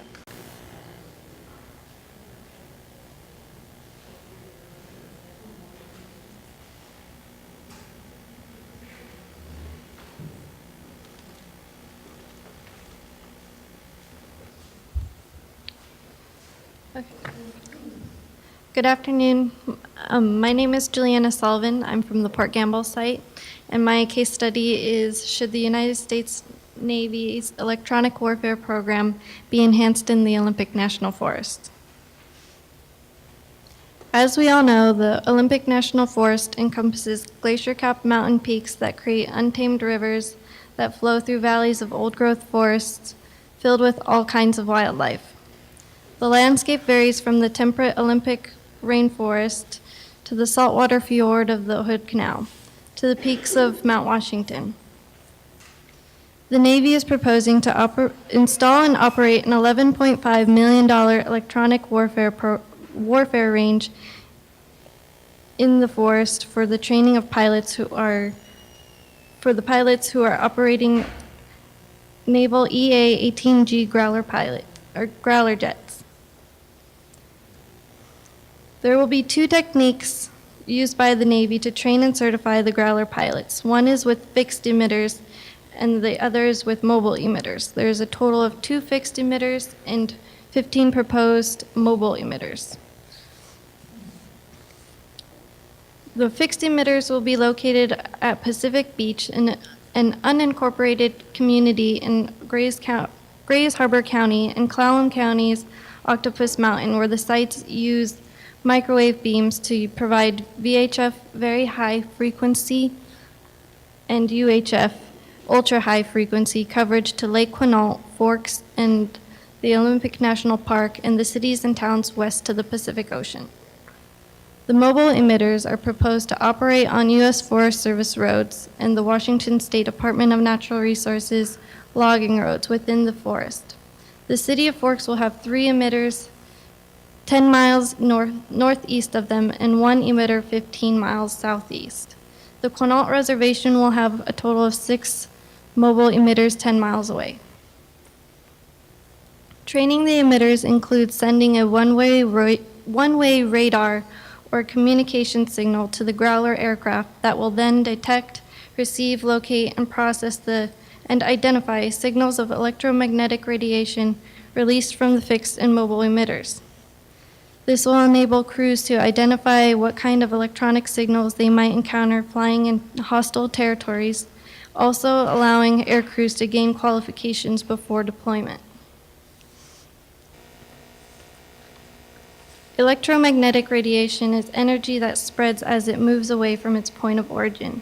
Its energy can be measured in terms of wavelength and frequency that occupy different portions of the electromagnetic spectrum.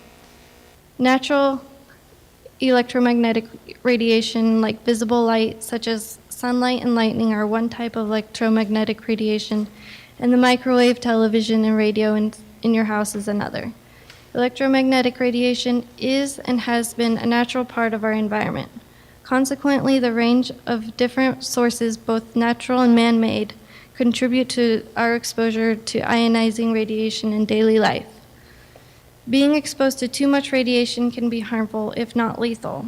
On one hand, without electromagnetic radiation, we would not benefit from the heat of the sun and the convenience of a 4G network for your cell phone. With the development of technology comes the development and advancement of weapons. Information is critical and plays a vital role in military operation success. Controlling the electromagnetic spectrum is key. The military will do this by utilizing the radio and microwave portions of the electromagnetic spectrum. Dominating includes locating, targeting, exploiting, disrupting, degrading, deceiving, denying, or destroying the enemy's systems that support military operations or deny the magnetic spectrum's use by friendly forces. So what does the electromagnetic spectrum target? Commercial communications, maritime sensors, airborne sensors, foreign media, improvised explosive devices, motors and generators, infrastructure, weapons of mass destruction, deeply buried targets, position navigation timing systems, personnel, network apertures, military communications, ground-based sensors, electrical fuses, and space-based sensors and relays. So the U.S. Forest Service and the Washington State Department of Natural Resources would have to issue a road permit for the road access for the Forest Service roads and the sites. Dean Millett is the Forest Service ranger responsible for deciding whether to grant the permission for the Navy's use of the 12 roads and is reviewing the comments from the Navy's environmental assessment. On February 12, 2015, Peter Goldmark, the Washington State Department of Natural Resources Commissioner of Public Lands, wrote a letter telling the Navy that DNR will not participate in a plan to train jet fighter pilots in detecting enemy electronic signals over the Olympic Mountains.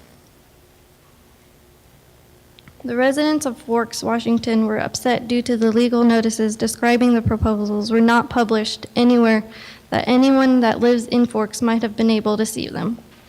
The local newspaper, the Forks Forum, raised questions such as, does the Navy and the Forest Service believe that we, the people of Forks that live in Forks, are not worthy of knowing what is planned?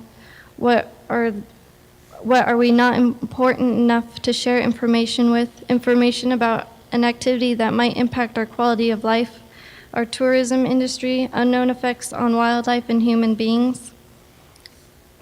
The Navy finalized their environmental assessment on the Pacific Northwest Electronic Warfare Range that was released in August 2014. The environmental assessment analyzed only the construction of Octopus Mountain and Pacific Beach locations and the footprint the mobile emitters would have on the Forest Service roads. Increased jet traffic and noise pollution is a major concern, and the Navy's environmental assessment does not mention the noise pollution from the jets flying over the selected areas in a 16-hour-a-day schedule for over 260 days per year. The normal pain threshold is around 120 decibels, and the EA-18G Growler jets reach a maximum of 150 decibels, well above the noise level considered hazardous to hearing. Electromagnetic radiation's impact on wildlife is an issue and well documented as a potential danger. Studies have shown that very weak electromagnetic fields disrupt and disorient the magnetic compass used by birds that navigate using the Earth's magnetic field. These are catastrophic effects on bird population, causing a bird decline rate of 7% annually for the past 10 years. The Macaw, Quileute, Hoh, and Quinault were given notices for the project. Fawn Sharp is the president of the Quinault Indian Nation and voices about the proposed action. The Quinault Indian Nation has spoken with the Navy regarding the electronic warfare range proposal due to our ongoing efforts for our people and our wildlife in our usual and accustomed hunting grounds. At this time, our only additional comment is that we will be monitoring the Navy's activities to assure that no harm to the sources that we manage and we must protect for the sake of our people, our heritage, and our generations to come. Is there any questions?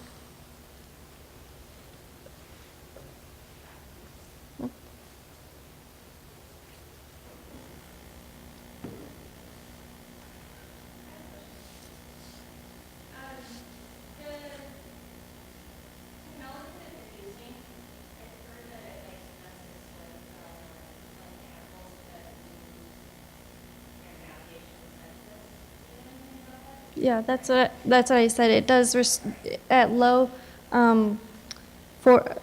frequencies. It can disrupt the electromagnetic field that's inside certain birds, and that's causing a decline of bird breeding and bird populations by 7% for the past 10 years. Oh, that's right. And what they're doing now is they have the jets stationed at the Whidbey Island air station, and they practice on simulators, but then they fly down to Mountain Home, Idaho to practice on the real jets and the real targets, but they're going to move it to the Olympic National Forest.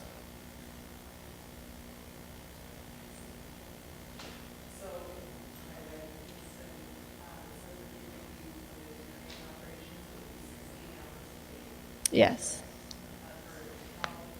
For 260 days per year.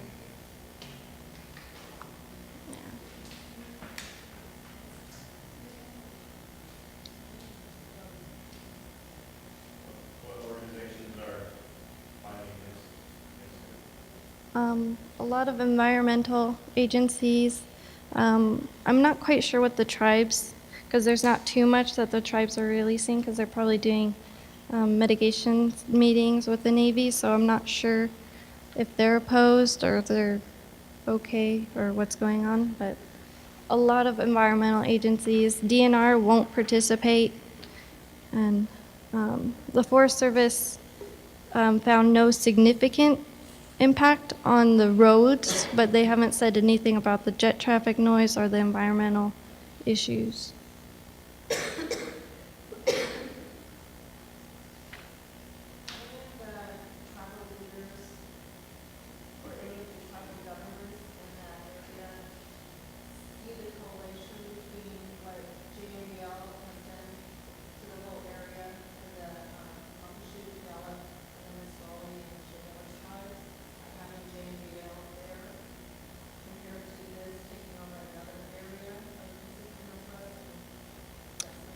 I'm not sure.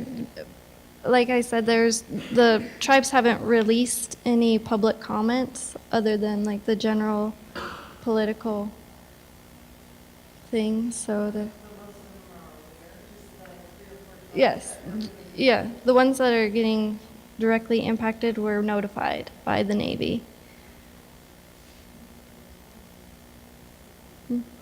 So the signals that they're going to be using in the operations in this project, it says here that enough electromagnetic radiation will be emitted so as to be capable of melting human eye tissue, causing breast cancer and leukemia and damaging human fetuses and all that. So earlier in your, is that true? That's the amount that's being released. It's not saying that they'll be exposed directly to that. I remember at the beginning of your presentation, you said that they're going to make sure there's going to be a perimeter. Yeah, there'll be 100. They'll. That they're not going to allow people within it. Well, how are they going to keep them out? I mean, they're going to have like personnel keeping, Yeah. that radius? That's what they say. They said that they'll have a 101-foot radius around the mobile emitters. And that's enough to protect. I mean, That's what they are saying. you think that'd be effective? I mean, In my opinion, yeah. I think so. But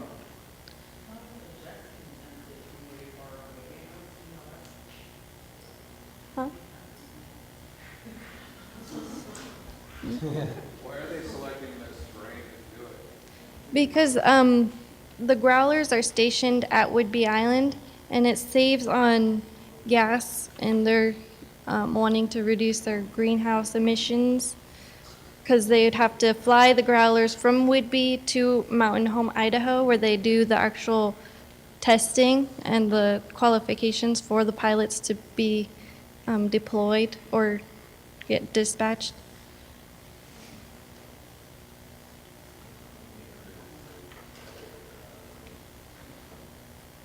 Yeah. Mm.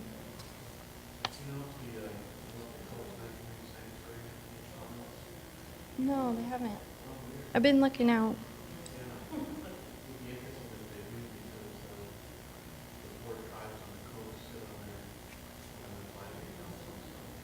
Hmm.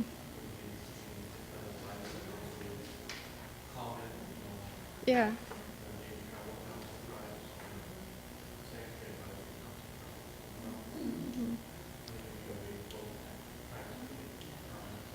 Yeah, definitely.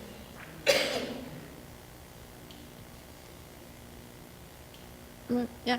So is this like a proposed project, or is it already going to happen?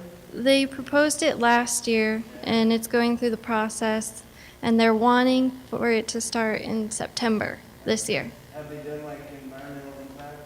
They did an environmental assessment. It's not an impact statement. So they're doing studies, but it's not an official environmental impact statement. And it's only on the construction of the fixed emitters and the footprint of the mobile emitters on the Forest Service roads. So it's not all encompassing of all the problems, the potential problems.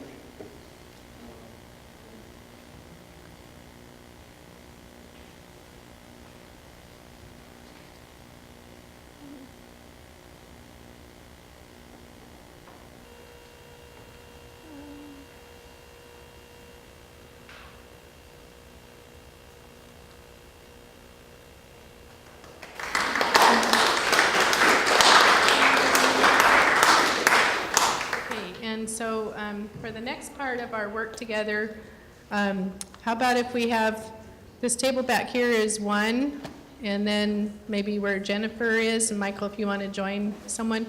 But feel free to move around, but we'll have table 1 and table 2 be the bare bile, and then table 3 with Sandra and Susan, and you guys can be table 3 and 4. And then how about you be table 5 and you guys be table 6? And so if you guys stay, you can go over there with them. But tables 5 and 6 will be the Olympic electronic warfare. So 1 and 2 be the bare bile, 3 and 4 be the found Olympic basketry items. And then 5 and 6 is the electronic warfare. And if you want to move, it's fine to whatever topic interests you. And if you need extra cases, they're over here, up on top of the bleacher. And so talk to your your table buddies. And so the first, like table 1 will take the first half of the bare bile, and table 2 will take the second half of the bare bile. And then you can just start presenting. Vince, I want to get a picture of you guys if you're going to go.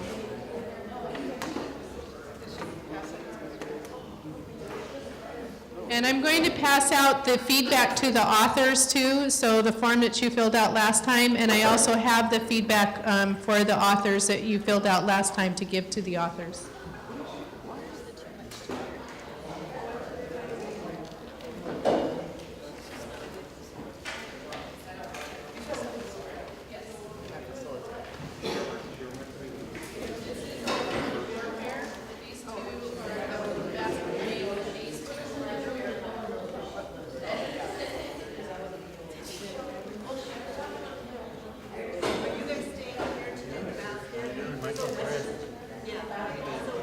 Not bad.